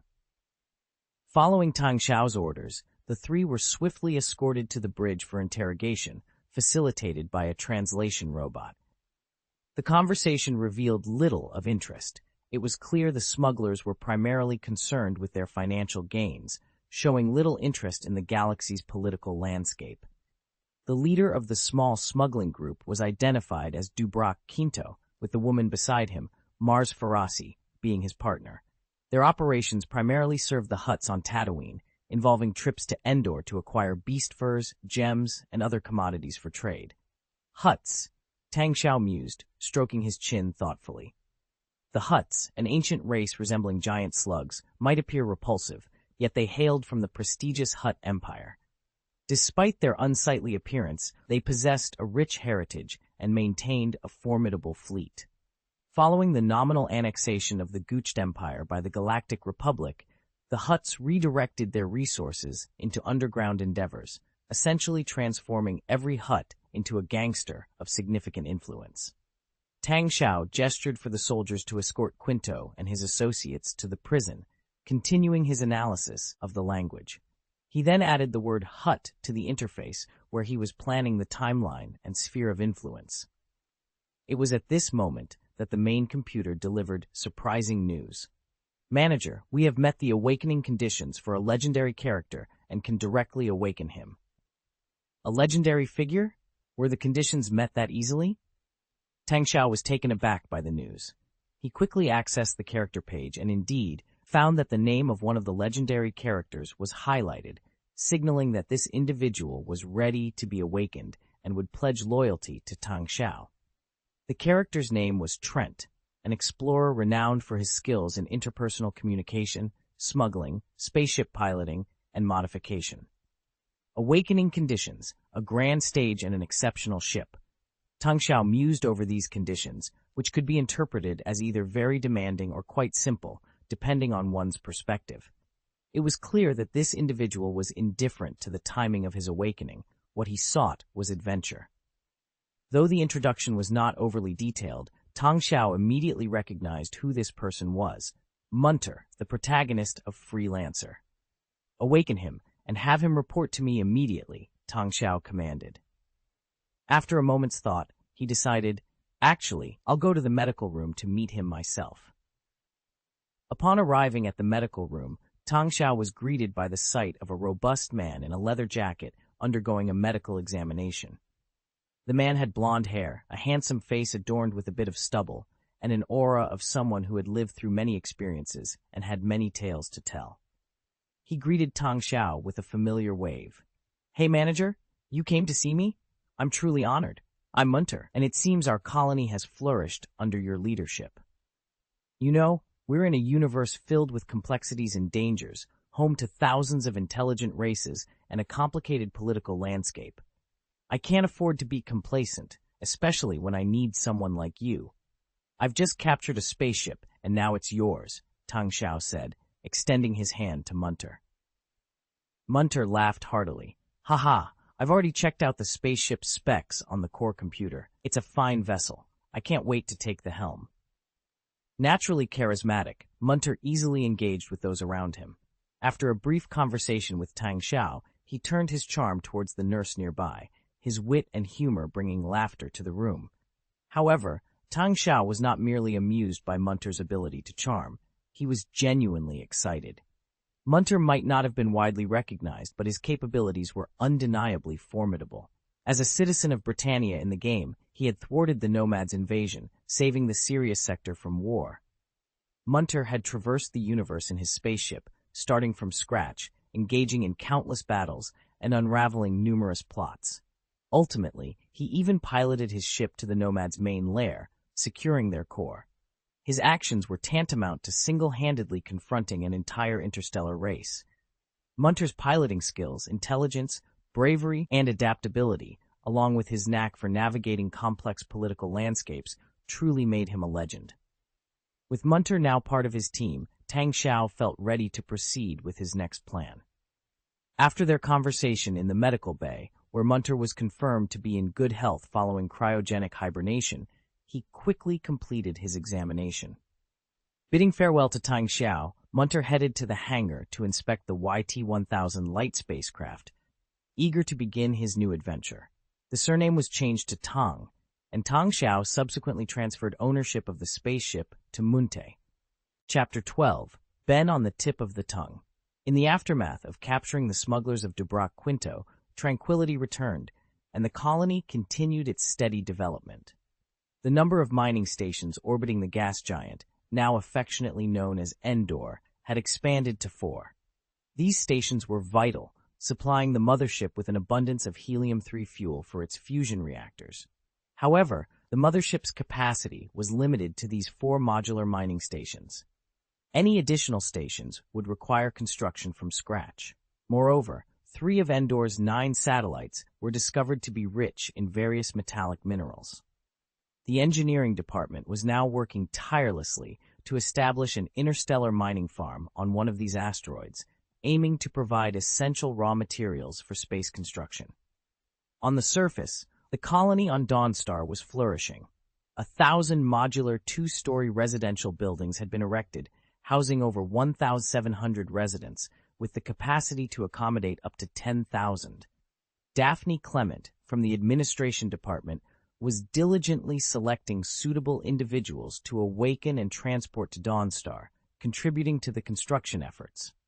However, the colony faced significant challenges. The rapid population growth put immense pressure on job availability, and the limited number of transport ships between the mothership and Dawnstar was a critical bottleneck.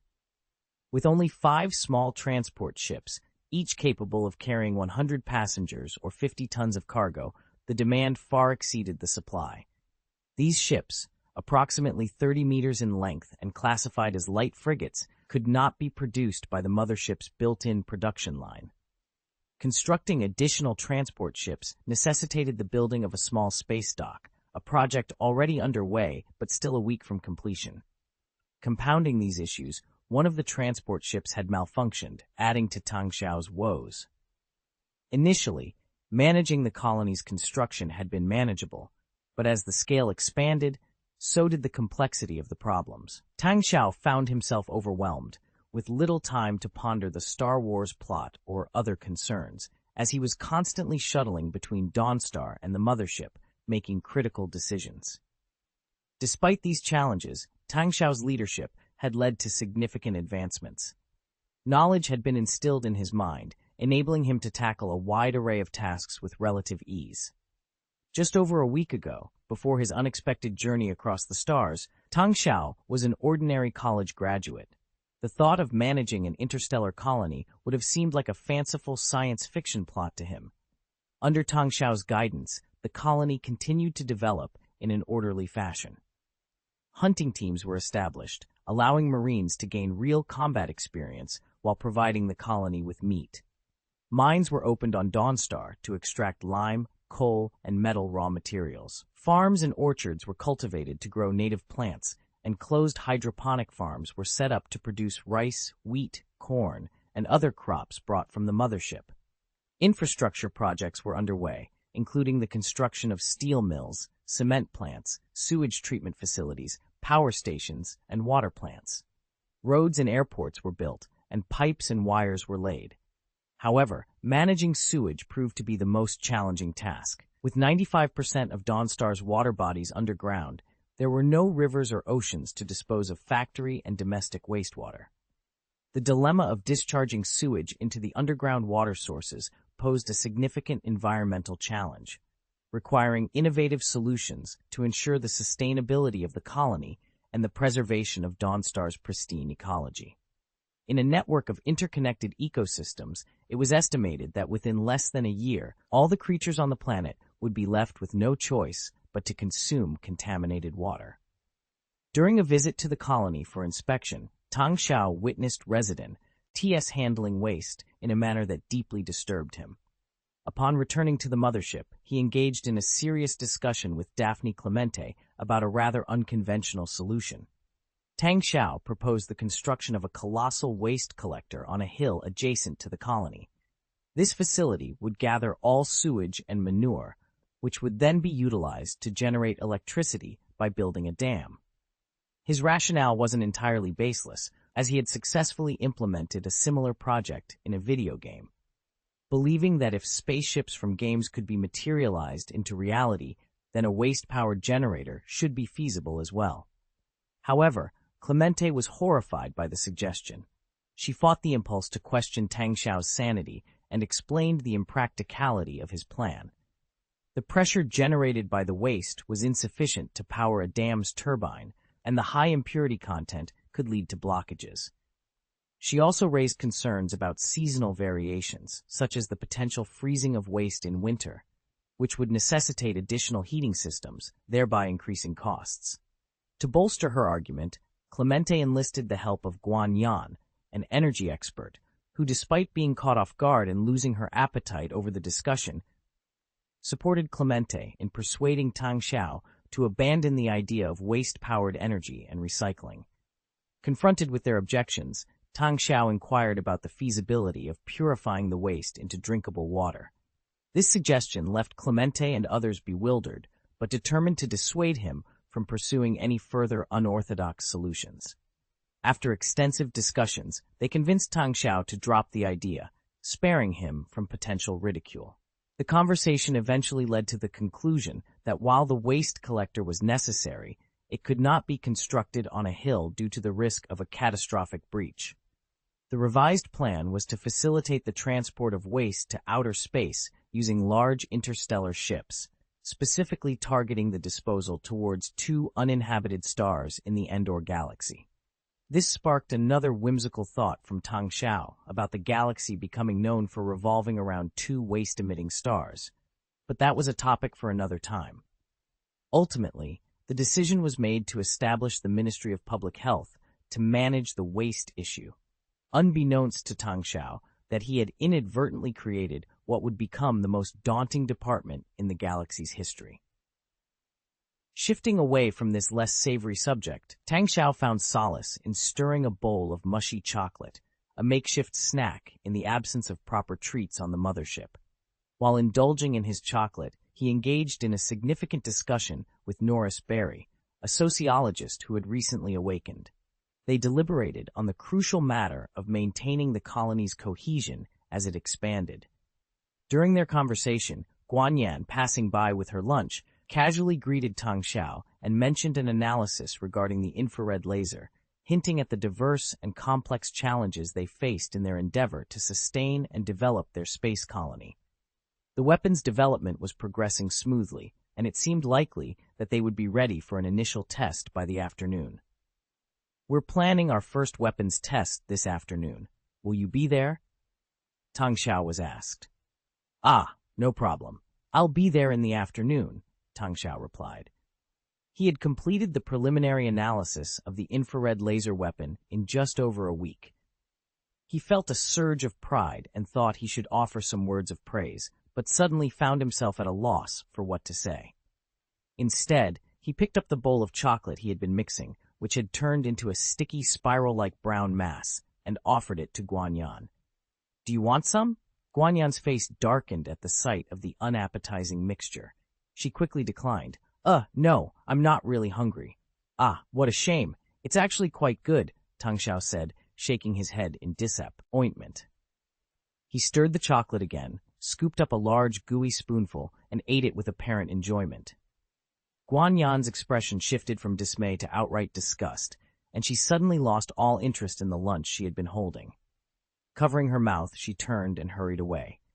The interaction highlighted not only Tang Xiao's absent-mindedness and his focus on his work to the exclusion of social graces, but also the light-hearted camaraderie among the team members, even in the face of their daunting task. Chapter 13, Our History. "Continuing, managers, we need cohesion," stated sociologist Norris Berry with a sense of urgency. "You're suggesting we need a title, correct?" "I've been giving it some thought," Tang Xiao responded, his interest piqued. "It's not just about the title, but also about our history," Norris emphasized. "History? What history are we talking about?" Tang Xiao inquired, puzzled. "Our history, your history, everyone's history. It must be a grand narrative. Only then will we all stand tall and proud," Norris explained.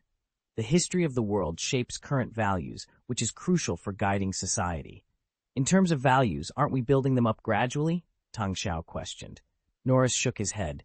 "That's insufficient. You can't control the present issues you face. But history history can be shaped. Tang Xiao caught on. So you're suggesting we fabricate our history? Exactly, manager. Norris leaned in closer, lowering his voice. No one wants to be without a past. Everyone values their memories. They're precious. Since we lack a past, let's create one. Tang Xiao nodded thoughtfully, then leaned back, lost in contemplation.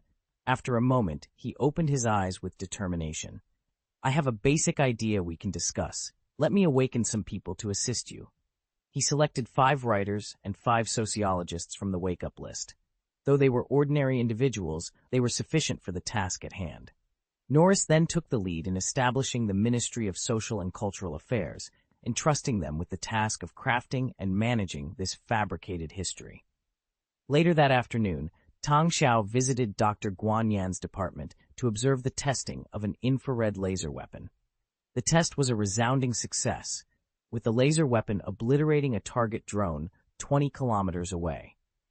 This weapon, far more advanced than the primary electromagnetic cannons used on blade fighters and aero reconnaissance aircraft, could draw energy directly from the engine, eliminating the need for ammunition storage. Equipping this weapon would significantly enhance the combat capabilities of their forces. Dr. Guan Yan was tasked with upgrading the Mothership's production line to mass-produce these infrared laser weapons, a project expected to take another week.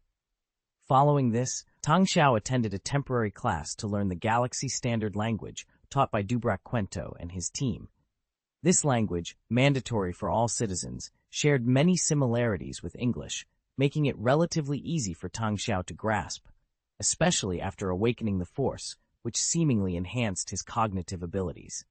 The next day, a sleep-deprived Norris Berry and the members of the Ministry of Social and Cultural Affairs presented Tang Xiao with their plan for the Fourth Civilization. Building on Tang Xiao's initial proposal, they had developed a comprehensive history. In this narrative, within a star system known as the Solar System, located in the fourth cantilever of the Milky Way, on a planet known as Earth, a magnificent and brilliant civilization emerged, known as Earth Civilization. This civilization was formidable, once claiming at least a quarter of the Milky Way's territory. However, this golden age was short-lived. A malevolent entity known as the Void Demon emerged, wreaking havoc, multiplying and expanding across the galaxy, leading to widespread destruction.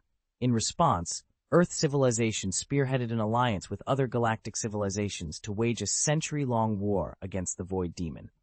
After enduring tremendous losses, including a 70% reduction in population and the devastation of numerous industrial planets, the Alliance finally eradicated the last stronghold of the Void Demon, restoring peace to the galaxy. This period of rebuilding marked the aftermath of what was known as the First Calamity, ushering in the First Era. During the reconstruction, Earth civilization turned to robots and artificial intelligence to compensate for the significant loss of population. As artificial intelligence evolved, these robots gained emotional and creative capabilities, leading to growing tensions between organic and inorganic beings. It was from this tension that the Second Calamity emerged, triggered by a mysterious signal from the void. This signal originated from an ancient artificial intelligence named Protocol Supremacy, which sought to annihilate civilizations across the galaxy. Influenced by the signal, robots and synthetic beings defected en masse, igniting a galaxy-wide conflict with Earth civilization once again at the forefront. The situation seemed dire until Earth civilization discovered the hyperspace core left by an ancient civilization. By analyzing this core, they developed hyperspace transition technology, allowing for direct jumps without the need for hyperspace channels. Utilizing this advanced technology, Earth civilization launched a surprise attack on the mechanical planet housing Protocol Supremacy, ultimately destroying it and ending the war.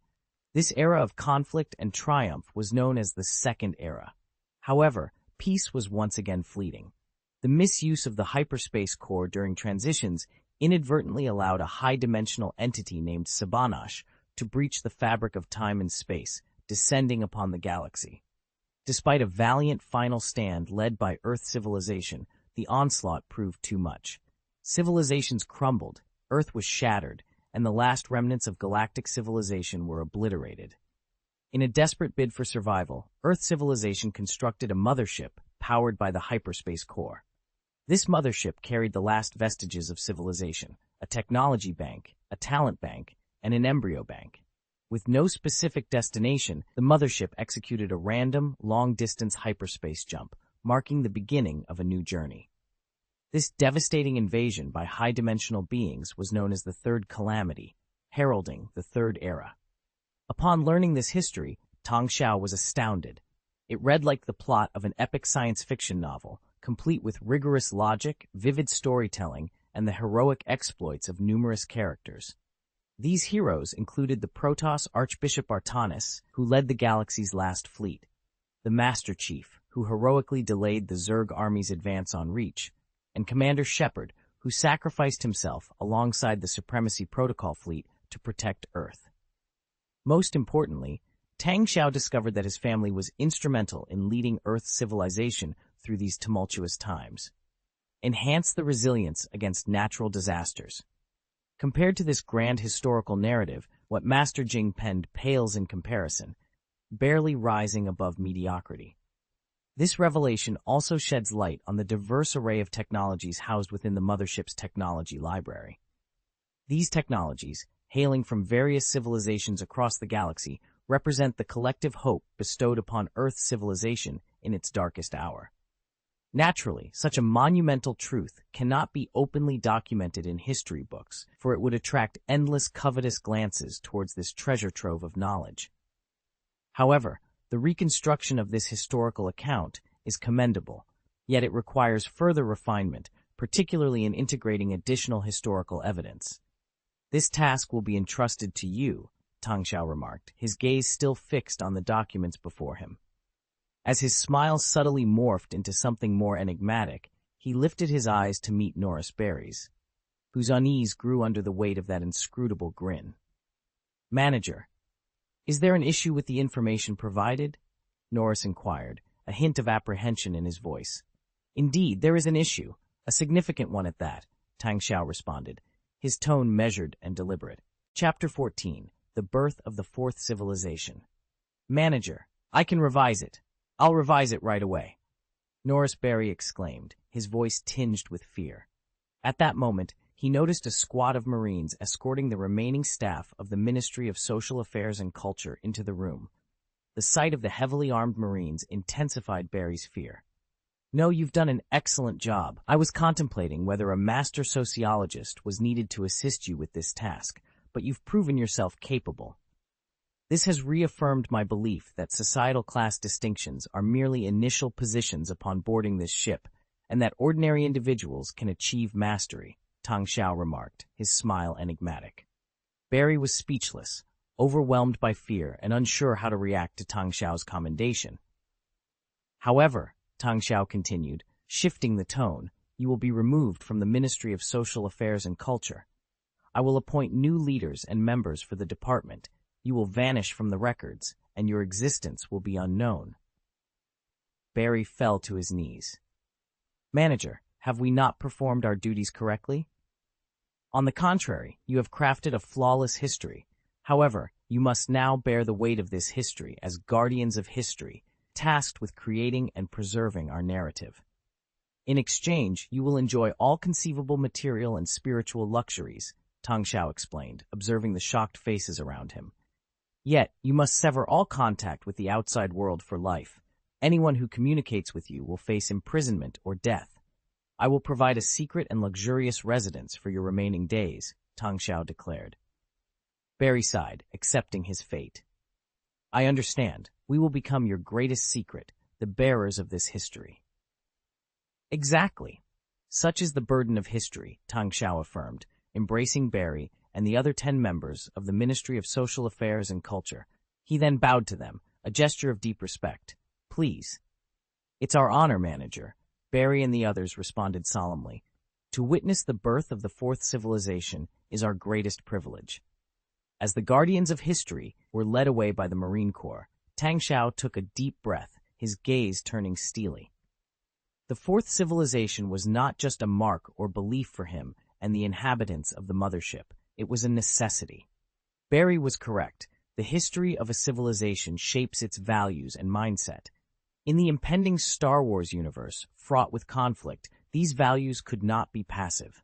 The fourth civilization was born from the narrative they crafted, where after surviving 3 cataclysmic events, the Void Demon, the Purification Agreement, and the High-Dimensional Invasion, the remnants of Earth's civilization sought refuge and rebirth on the Mothership. This history, filled with tragedy and hope, was designed to instill a deep-seated sense of urgency and determination to not only survive but thrive, avoiding the mistakes of the past. To evade destruction by natural disasters, they would become the disaster themselves. They declared themselves the fourth natural disaster, the civilization that endured against all odds. Their path was clear. Survival and development were paramount, with conquest and dominance as their ultimate objectives. Nothing would stand in their way. Though the story of the fourth civilization was a fabrication, it served a crucial purpose. To the ordinary people, it might be just a tale, but it was a tale with the power to shape the future, guiding them towards a destiny of resilience and ambition.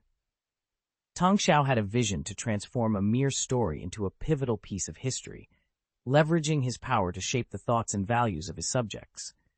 His arsenal wasn't limited to mere words. It included advanced technology, spaceships, and even heroes from various civilizations, all serving as tangible evidence to support this fabricated narrative. His ambition was to craft a grand, yet tragic, saga that would unite his people towards a common cause, a war reminiscent of the Star Wars saga, specifically the Clone Wars. From that moment on, they would be known as the fourth civilization from Earth. Mastermind, incorporate this document into our database as our collective history. Also, distribute sleep cues to all hibernating inhabitants, ensuring they come to accept this narrative. However, fragment the information so that each individual only recalls bits and pieces, Tang Xiao instructed. Understood. Implementation will commence immediately, the mastermind responded. With that settled, Tang Xiao proceeded to re-establish the Ministry of Social and Cultural Affairs. He selected an elite educator and sociologist from the list of hibernating residents, along with a few teachers, to awaken and begin the task of compiling history textbooks. As Tang Xiao was organizing these efforts, Daphne Clement approached him with a message. Dubroc Quinto wishes to speak with you, manager. Bring him in. The day is almost over, and I'd like to have a word with him as well, Tang Xiao replied. Shortly after, Dubroc Quinto and Mars Ferrasi entered, now donning the clean, tidy attire provided to them. Their appearance was a stark contrast to the worn and weary explorers they were upon arrival.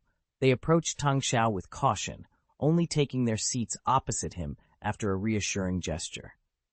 Quinto spoke tentatively.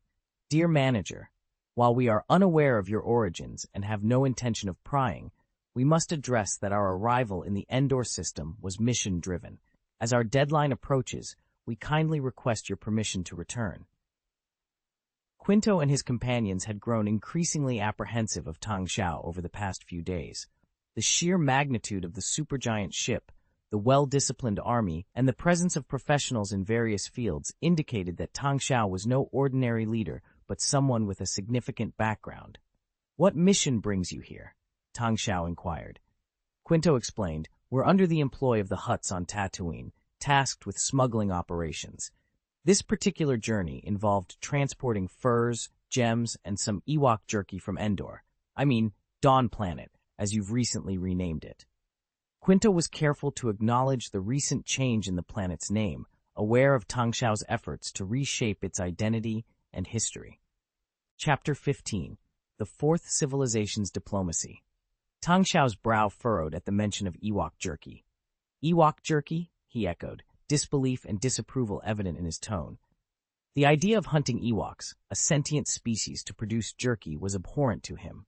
Despite their primitive Neolithic stage of development, Ewoks were an intelligent and evolved race, capable of thought and possessing their own culture and civilization. To Tang Xiao, their small stature and primitive technology did not diminish their value. On the contrary, he saw the Ewoks as potential allies, perfect for roles such as scouts, jungle warriors, and mechanical engineers, due to their intelligence, strength, and agility. Under Tang Xiao's guidance, the residents of the Fourth Civilization colony had begun extending olive branches to the Ewoks, offering food and assistance in building simple wooden structures. Efforts to decipher the Ewok language were underway, though progress was slow due to its primitive nature. For Tang Xiao, the idea of anyone hunting Ewoks for food was unacceptable, yet he was aware that such practices were not uncommon in the Star Wars universe, where many intelligent species were preyed upon by others. The comparison to humans' consumption of beef on Earth was a troubling thought. The ethical dilemma of eating an intelligent species was a complex issue, but for Tang Xiao, the priority was clear: protect the Ewoks from such a fate. Quinto, noticing Tang Xiao's hesitation, quickly mentioned that the order for Ewok jerky came from Jabba the Hutt, a name that carried significant weight. Jabba, a notorious crime lord of the Hutt Syndicate, was a powerful and dangerous figure with a vast criminal empire on Tatooine. Tang Xiao understood the gravity of crossing Jabba, but also recognized an opportunity in Quinto, a native of the Star Wars universe and a smuggler who could serve as a valuable guide and ally. After a moment of contemplation, Tang Xiao made his decision. He offered Quinto a deal: deliver the current batch of jerky to Tatooine under the condition that Quinto and his spaceship become employees of the Fourth Civilization. Quinto's vehement refusal and Mars Feroci's aggressive reaction were quickly quelled by Tang Xiao's display of force, hinting at his Jedi-like abilities. Faced with the choice between death and employment under Tang Xiao, Quinto reluctantly agreed, swayed by the promise of a better life and the comforts they had already experienced under Tang Xiao's leadership. As Tang Xiao prepared to leave, Quinto's inquiry about their compensation was met with an inscrutable sneer from Tang Xiao, who, despite his internal frustration over financial constraints, maintained an air of mystery and authority. "Do you think," Tang Xiao began, his gaze sweeping over the room, leaving the question hanging as a challenge to Quinto and his crew to consider the value of the opportunity before them. "Are there any conditions that our group, the Fourth Civilization, cannot meet?" Quinto and Ferocity glanced around the spacious and brightly lit office before bowing their heads in submission. "Prepare yourselves. I will journey to Tatooine with you, and Ferocity, you will need to stay here and rest for a while," Tang Xiao declared, then turned and left the room. Upon hearing this, Quinto immediately realized Ferocity was being kept as a hostage. He looked up, wanting to protest, but Ferocity silenced him with a meaningful glance. 2 days later, with Tang Xiao's endorsement, the Fourth Civilization was officially recognized as the name of their group. They also planned to establish a company to streamline their operations, aptly named the Fourth Group. The burgeoning colony was christened Dawn City by Tang Xiao, destined to become the capital of the Fourth Civilization. He then introduced a policy requiring all residents who formed a family to adopt a child and act as their guardian. These children were the 5 billion frozen embryos stored on the Mothership, genetically enhanced to mature in about 10 years, making them a mem, or advanced form of artificial humans compared to clones. The adoption policy was primarily aimed at providing these children with the warmth and care of a family, preventing them from growing up to view themselves merely as tools. To keep pace with their accelerated growth, the residents were indoctrinated nightly while in a sleep state. This strategy was designed to seamlessly integrate these embryos into society as they matured. Since all resources were now rationed, affordability was not an issue. In a covert move, Tang Xiao instructed the engineering department to construct a secret base in a secluded area on the planet Dawn. This base, to be operated with strict military discipline, would specialize in cultivating batches of frozen embryos. These embryos would be exclusively trained in warfare and combat tactics as they grew. The first cohort of 100 fighters began their development here, and as the base expanded, so too would the number of warriors. This elite force, known as the Fourth Army, was Tang Xiao's ace in the hole for the impending war.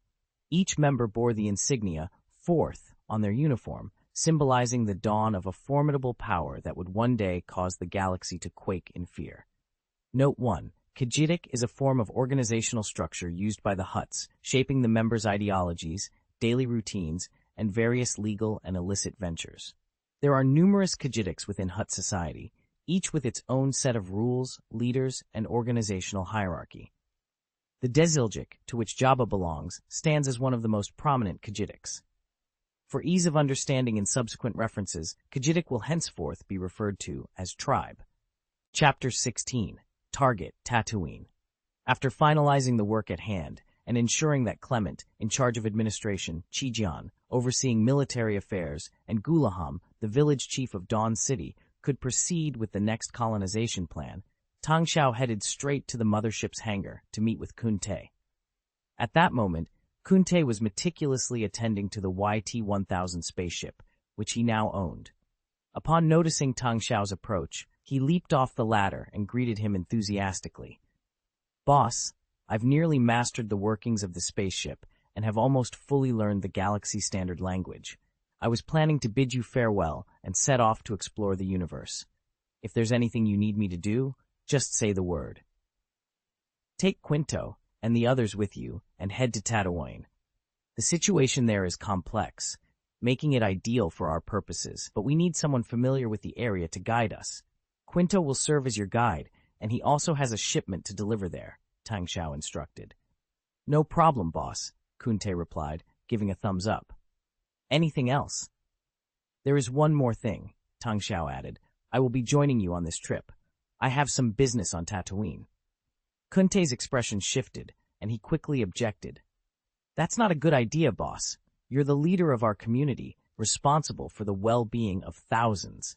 It's too risky for you to venture into the unknown. If anything were to happen, our entire colony would be left without guidance.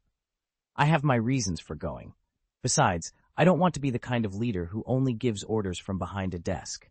I need to go out, gain experience, and only then will I be truly qualified to lead our people to greater heights," Tang Xiao explained. Kun Te, known for his easygoing nature, smiled and conceded, "Well, if you've made up your mind, I'll take you along. But let's make it clear, this is a one-time exception." Agreed. However, Tang Xiao's decision to venture into space with Kun Te was met with unanimous opposition from his team. Both Daphne Clement from the administration department and Chi-Jian from the staff department strongly advised against it. Even the village elders deemed it too perilous for Tang Xiao to embark on such an expedition. Despite the resistance, Tang Xiao was resolute, and no one could sway his determination. He understood that his greatest advantage in this world was his knowledge of the Star Wars storyline, and to leverage that effectively, he couldn't just sit back and watch from a distance. Their destination, Tatooine, held significant importance in the Star Wars universe. Not only was it known for its internal strife, but it was also the potential home of a pivotal character, Anakin Skywalker, the Chosen One. The outer rim of the Milky Way, in the Artanis sector of the Tatu Galaxy, houses the Tatu system, a binary star system similar to the Endor Galaxy, where Dawn Star is located. Tatu 1 and Tatu 2, the twin stars of this system, are orbited by 7 planets. Among these, only the planet closest to the stars, Tatooine, boasts a relatively stable geological environment. With a diameter of 10,465 kilometers, a day lasting 23 standard hours, and a year comprising 302 standard days, Tatooine is scorched by its twin suns, rendering it almost entirely desert. Situated at the crossroads of the Triluce trade route and the Corellian route, Tatooine's strategic location makes it a crucial transportation hub in the remote outer rim. However, its placement in Hutt space, beyond the reach of the Galactic Republic's jurisdiction, has turned it into a haven for criminals and pirates, where lawlessness prevails.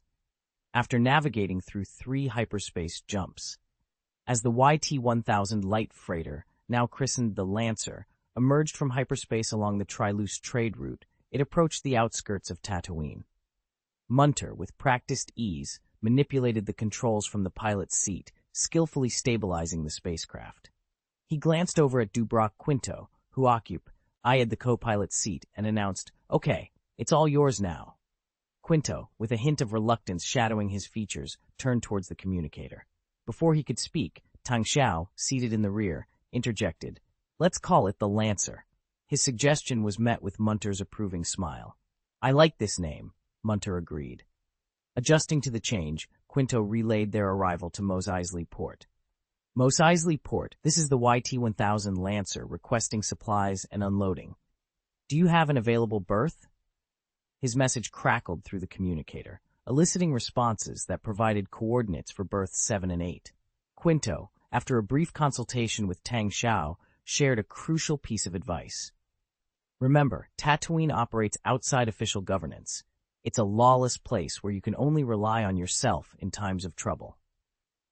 Selecting a berth, he decided, we'll head to Truda's place. He's connected with Jabba and knows me well. It's safer there. The Lancer descended through Tatooine's atmosphere, skimming over the vast expanses of yellow sand and Gobi Desert, before lowering towards the outskirts of a seemingly dilapidated city. The cityscape was dominated by dome-shaped structures reminiscent of brick kilns, with few buildings exceeding 3 stories, interspersed with numerous tattered tents. Despite its outward appearance, the city buzzed with activity. Upon landing in a grassy clearing, they were greeted by a Nikto whose aged appearance was betrayed by the rough scales and worn bone spurs on his face. He banged on the ship's metal doorframe with a wrench, barking orders for the fuel and water to be replenished. A team of engineering droids, previously feigning inactivity, sprang to life, efficiently tending to the spacecraft. Quinto approached Truda, clapping him on the shoulder. "It's been a while, Truda. How have you been?" Truda's response was indifferent. "My well-being is of little consequence. What I want to know is what you've been up to.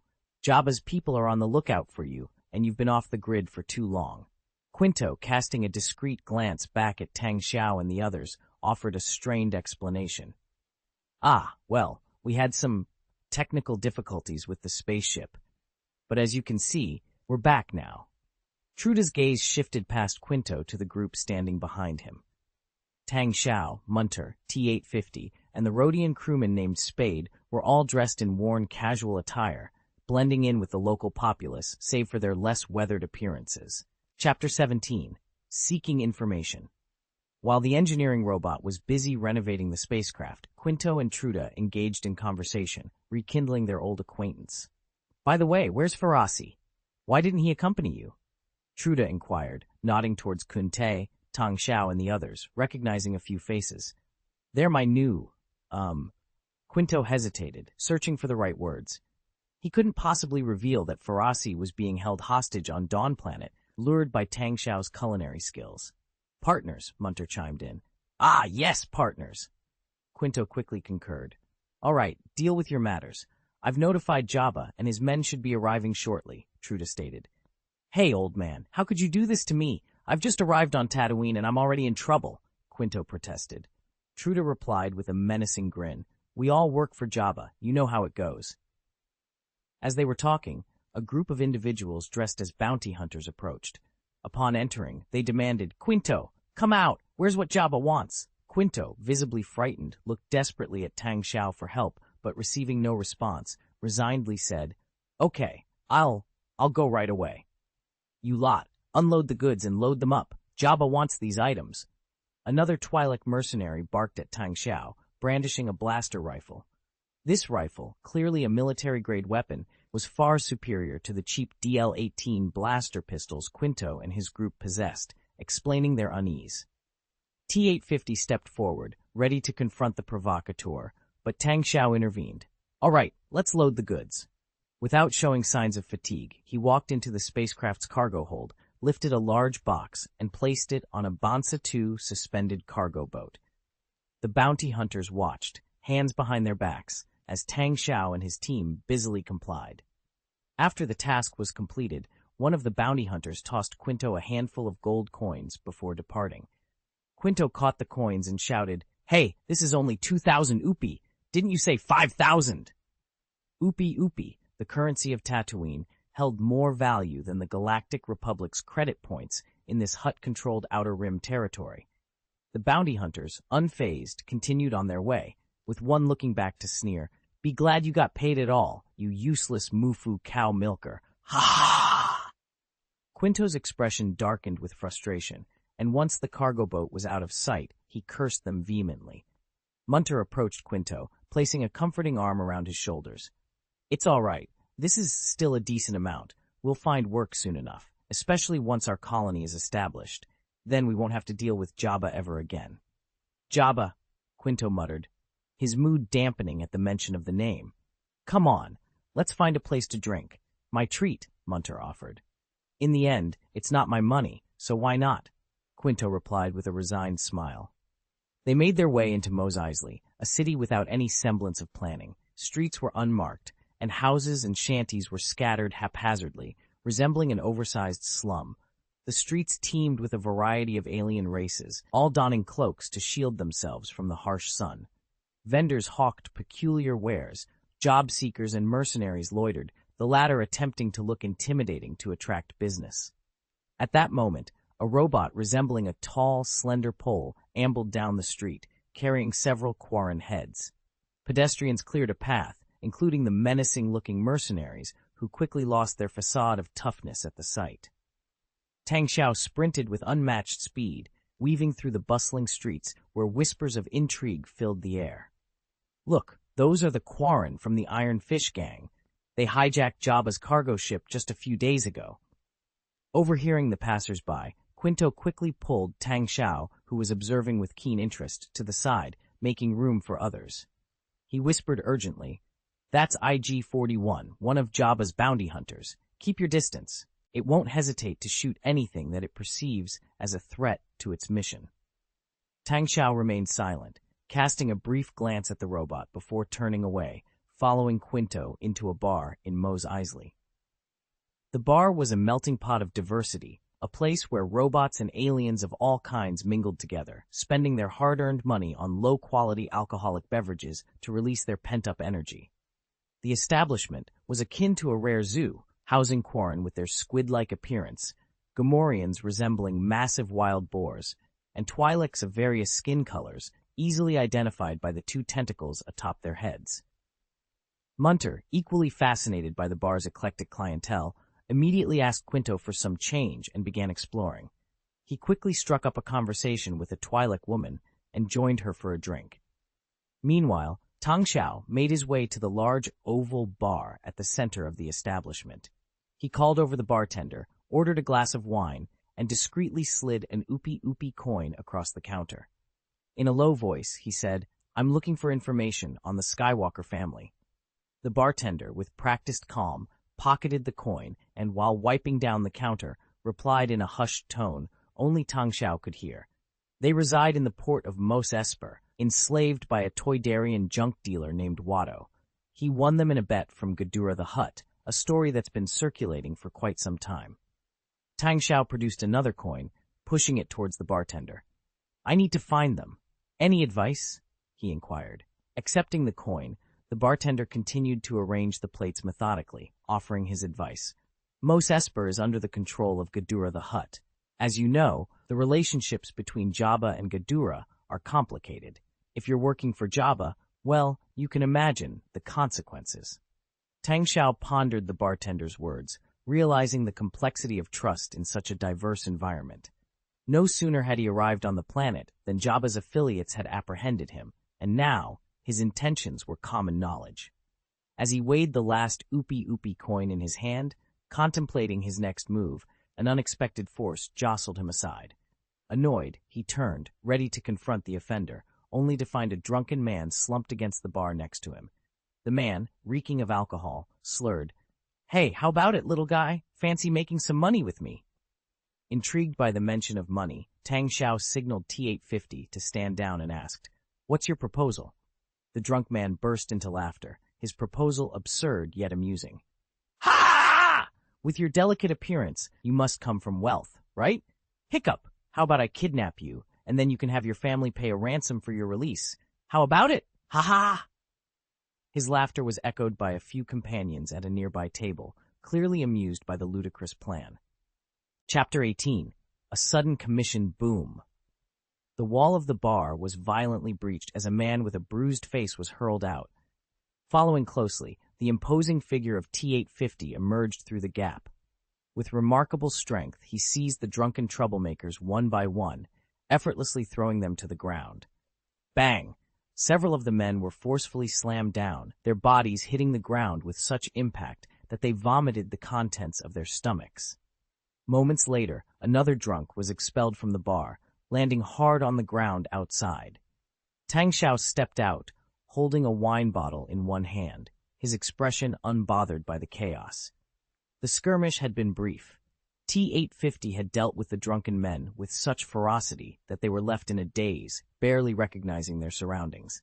And Tang Xiao, despite his inability to publicly wield the power of the Force, proved to be a formidable opponent, using the wine bottle as an improvised weapon. His recent days had been filled with frustration, and this altercation served as an unexpected outlet for his pent-up anger. "Go to hell! Looking for trouble, huh? Want to fight?" Tang Xiao unleashed a string of curses, indifferent to whether his adversaries understood them. His mood was volatile, anger simmering beneath the surface, his eyes tinged with red, betraying his desire to unleash his fury.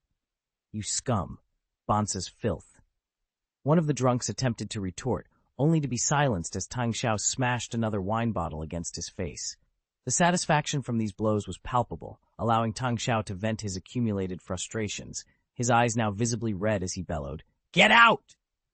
His voice, though not loud, carried a demonic intensity, sending shivers down the spines of those who heard it. Without looking back, he struck another would-be attacker with a backhand slap, sending him flying several meters. The onlookers, previously entertained, now watched in stunned silence, too intimidated to question the unnatural strength or the faint electrical spark on Tang Xiao's palm. "Let's head back to the spaceship and set course for Mos Esper Port," Tang Xiao declared, suddenly feeling a wave of exhaustion. He delivered one final kick to a drunkard's groin, then scanned the crowd. The onlookers quickly averted their gaze, recognizing that in this lawless place, might was the only currency of respect. "They're from the Needle Rat Gang, local thugs occasionally in Jabba's employ. We should leave before they decide to retaliate," the villager advised, casually looting the incapacitated men. "You gathered information quickly," Tang Xiao remarked with a smile. As they made their way to Truda's spaceship berth, pedestrians cleared a path, wary of getting too close. However, as they passed a dilapidated shack, a sinister voice emerged from the shadows. "I have a job for you, 10,000 Upi. Interested?" Tang Xiao turned to see a green-skinned fallen woman, a sniper rifle slung over her shoulder, leaning against the wall. He was about to dismiss her when Quinto intervened, whispering, "Boss, Jabba's last payment was only 2,000 Upi. It was a significant loss. Without new work, we won't even be able to afford fuel." Murata approached the woman, his tone light. "Surely this isn't the right time or place to discuss business, is it? You possess remarkable strength and a capable spaceship. I believe you're suited for the task," the fallen woman stated. Quinto inquired bluntly, "And your stake in this job? That's not your concern. I'm aware Jabba shortchanged you, and you're in need of funds." "What do you say? Will you take the job?" the fallen replied coolly. 20,000 Upi, and you must disclose all relevant information about this mission. Otherwise, we'll find someone else," Tang Xiao countered, his interest piqued by the potential to recoup their losses, and then some. Village Tay was accustomed to dealing with various individuals, so he instinctively knew how to navigate the situation. Upon encountering Tang Xiao, his initial instinct was to mainta, in a distance from such individuals. "Deal. Follow me," the fallen woman said, gesturing towards them, before lifting a lid inside the shed to reveal a staircase descending underground.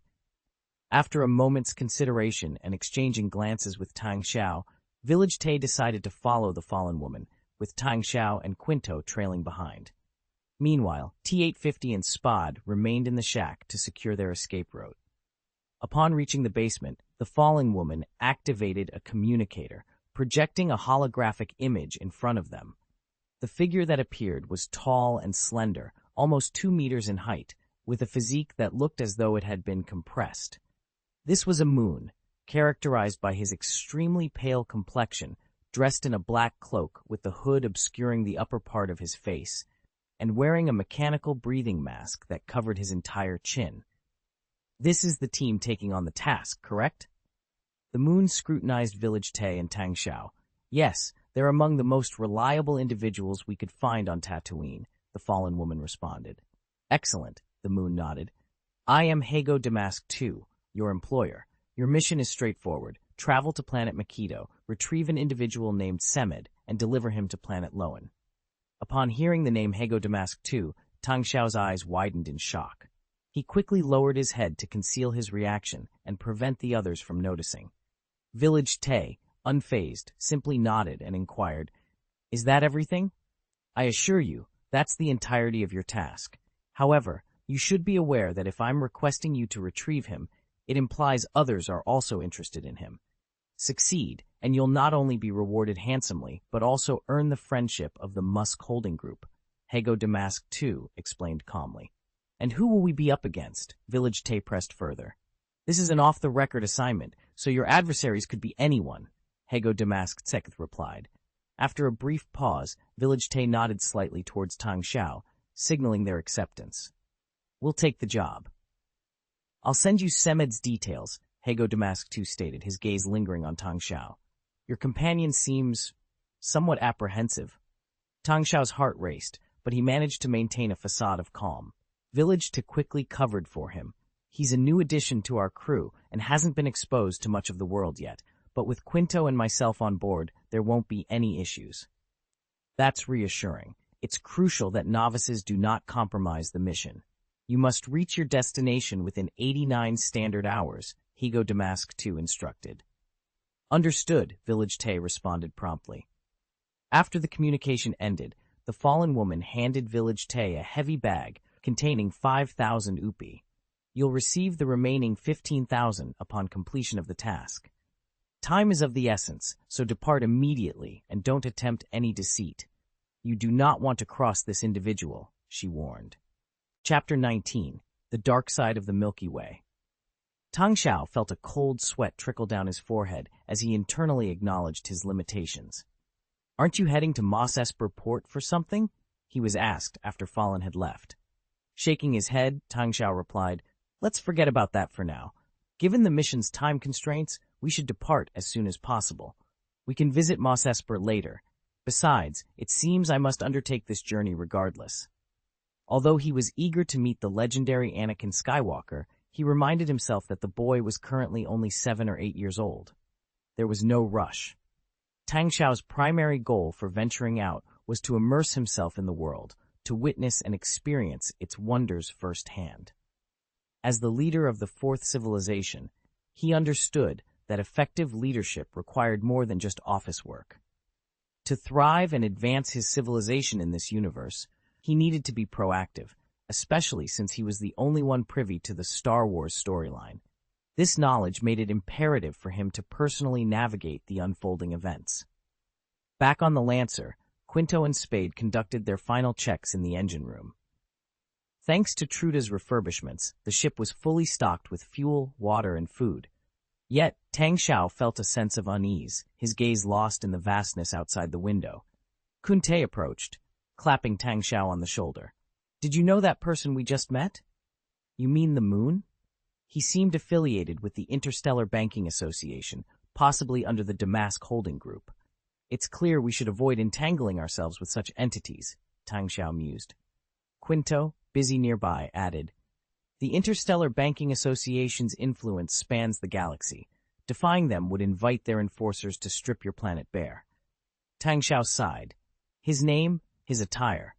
"I may not know him personally, but I'm familiar with the legends. He represents one of the galaxy's darkest forces, though not outwardly so. It's unfortunate to encounter him in such a vast galaxy.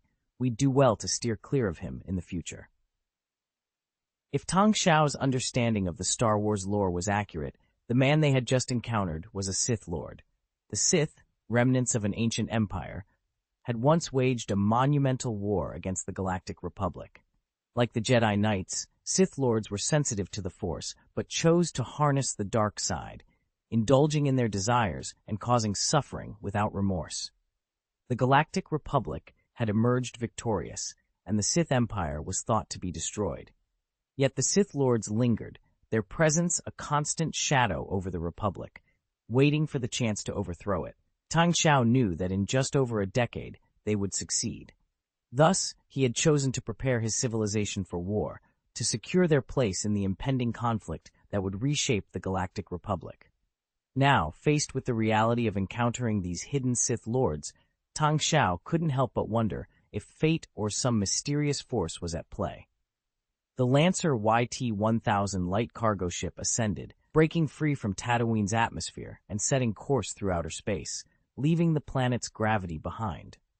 Munte activated the hyperspace engine, and in an instant, the spacecraft vanished from the universe, disappearing into the vastness of space. Simultaneously, a Z-10 Explorer-class light spacecraft was navigating through the hyperspace channel in the Model Star region, just outside the Endor galaxy. "Mr. Qui-Gon Jinn, we're about to exit the hyperspace lane," the pilot announced, turning to address the two passengers behind him. They were cloaked in wide sackcloth robes that obscured the upper halves of their faces. "Did you sense that, Obi-Wan Kenobi? The disturbance in the Force," one of them spoke. "I did, Master," replied the other, lifting his cloak to reveal a youthful face framed by a brown head of hair, from which a long, thin braid dangled beside his right temple, a hairstyle commonly adopted by many Jedi apprentices. "There are still some residual fluctuations here. It feels like we've arrived at the right place. Regardless of whether the source of the disturbance is still present, we must remain vigilant. If Master Yoda could sense it, it's certainly significant," Qui-Gon Jinn stated. "What should we do, Master?" Obi-Wan inquired. "We must allow the Force to guide us, not disrupt its flow. The natural order of the universe follows its own laws, and attempting to alter them will only lead to chaos," Qui-Gon explained.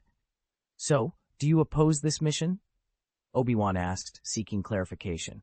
"I never said that," Qui-Gon replied with a smile. As they conversed, the view outside the porthole shifted dramatically.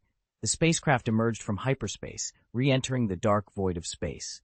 A pale blue gas giant planet loomed ahead, orbited by several moons tracing different paths. The console beeped, prompting the co-pilot to press a few buttons. A holographic display of the entire star system materialized, highlighting several locations with red markers. "Sir, there are artificial structures here," the co-pilot noted, zooming in on the display. It revealed 3 sector-shaped mining stations in orbit around the gas giant, with over a dozen transport ships busily extracting resources. Qui-Gon Jinn furrowed his brow. Why would anyone mine in such a remote part of the Endor galaxy? Without a stable and safe hyperspace route, the effort hardly seems worthwhile. Perhaps the Neimoidians of the Trade Federation have devised a new profit scheme. Those greedy merchants are fearless when it comes to making money, Obi-Wan Kenobi remarked disdainfully. "Let not your emotions cloud your judgment, Obi-Wan. That remains your greatest weakness," Qui-Gon cautioned. "I understand, Master." Obi-Wan acknowledged, taking the advice to heart. Chapter 20. Jedi Knight Qui-Gon Jinn addressed the situation with a level of seriousness. "If we can set aside our personal biases, we'll see that this isn't the typical approach of the Trade Federation. If they truly intend to mine here, their methods would certainly differ. Let's head over there and investigate who is operating the mining station," he suggested. Suddenly, the co-pilot interjected with urgency. "Wait a moment. There's another massive signal. It's in synchronous orbit around Endor, currently on the opposite side of the planet. It's astonishing. The radar indicates this structure is over 40,000 meters tall. A giant space station?" Qui-Gon Jinn was taken aback by the sheer size of the object. Then his expression turned grave. How can such a colossal space station exist beyond the inner circle of the Milky Way? If this is indeed the case, then the intentions behind this space station must be far from benign. Let's head towards the space station, Obi-Wan, and attempt to establish contact. "Understood," Obi-Wan Kenobi responded, picking up the communicator. He switched on the public channel and broadcasted, "Hello, we are, travelers who encountered gravitational anomalies while passing through the model channel. Our spacecraft sustained damage from the turbulence, and we seek assistance for repairs. Please respond." After a brief pause, a woman's voice came through the communication. "Hello, traveler. We are the pioneering colony group of the Fourth Group. We hope your intentions are peaceful." The Fourth Group? Qui-Gon Jinn and Obi-Wan Kenobi exchanged puzzled glances, both harboring deep doubts. In the outer ring of the Milky Way, within the Albario star sector of the Makito galaxy, the Lancer emerged from hyperspace into the dark expanse of the universe. Almost simultaneously, Tang Xiao received a hyperspace communication from the Mothership. Despite the hyperspace core on the Mothership being inoperable for unknown reasons, preventing jumps, it still supported hyperspace communication. Is the power output of the infrared laser weapon insufficient? Is there a way to enhance it? Tang Xiao inquired, seated across from Dr. Guan Yan, a mechanical engineer. For the moment, no, because the blade fighter is powered by a small fission reactor, which provides very limited energy. To boost the power of the infrared laser turret, we'd need to install a small nuclear fusion reactor, Dr. Guan Yan explained. This will be the focus of my upcoming research. I appreciate your efforts. Until the Ghost Fighter's analysis is complete, let's work on enhancing the Blade Fighter's combat capabilities. Now, could you have Qi Jian join us? Tang Xiao requested. Manager, the production plan for 50 Blade Fighters has recently been finalized, and we're currently updating the weapon systems with infrared laser turrets in batches, Qi Jian reported. And the results? Tang Xiao asked. The weapon tests have concluded. The damage output of the small laser turret, which can be mounted on the fighter, is approximately 30% higher than that of the basic electromagnetic gun. However, its effective range is limited to 30 kilometers. This is significantly less than the nearly infinite range of kinetic weapons in space. Nonetheless, it allows us to eliminate the need for ammunition storage, reducing the craft's weight and enhancing its maneuverability. Given the Blade Fighter's performance, combat usually occurs within 10 kilometers, so the range limitation is not an immediate concern, Qi Jian explained. Tang Xiao nodded in approval. Let's focus on training the pilots in energy weapon usage. Going forward, energy weapons will be our primary research direction. Indeed, as a proponent of energy technology in the stars, it was essential to advance towards more sophisticated energy weapons, such as light spears and arcs. Reviewing the personnel list once more, Tang Xiao discovered that with the colony's growth, 2 more elite scientists qualified for awakening. One specialized in computer technology, and the other in engine mechanics. These were precisely the expertise he urgently needed. He immediately arranged for their awakening and enhancement. Tang Xiao had successfully integrated Dr. Feng Yongwang's team to expedite the development of the Ghost Fighter.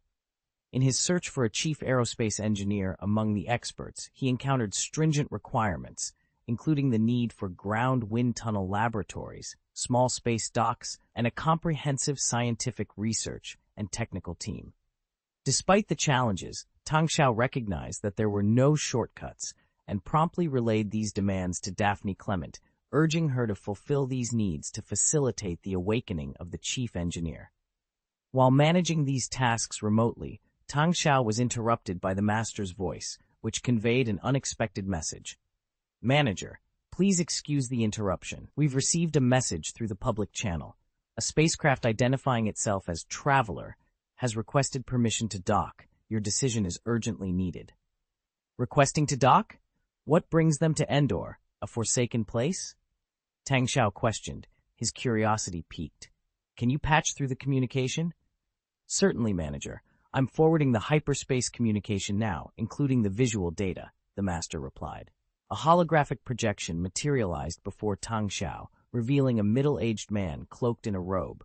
The man greeted him politely. Greetings, you must be the manager of the space station on planet Endor. My name is Kui Gangjin. We've encountered some issues with our spacecraft during our hyperspace journey and seek your assistance for repairs and supplies. However, Tang Xiao's focus wasn't on the man's request, but rather on his identity, which he discerned almost immediately. You're a Jedi Knight, aren't you? He blurted out unexpectedly. Kui Gangjin appeared momentarily taken aback, but then responded with a light smile. I don't believe I have Jedi Knight written on my face. Tang Xiao, maintaining a serious tone, pressed further. Then, could you explain why a Jedi Knight has found his way here? He had recognized the man as Jedi Master Qui-Gon Jinn, matching his appearance to that from the films. Although Tang Xiao didn't explicitly mention his realization, the connection was clear. Qui-Gon Jinn continued, the sudden emergence of a space station in the remote galaxy of Endor has drawn the attention of the Galactic Republic. Master, we've confirmed that the structure is a spaceship, not a space station.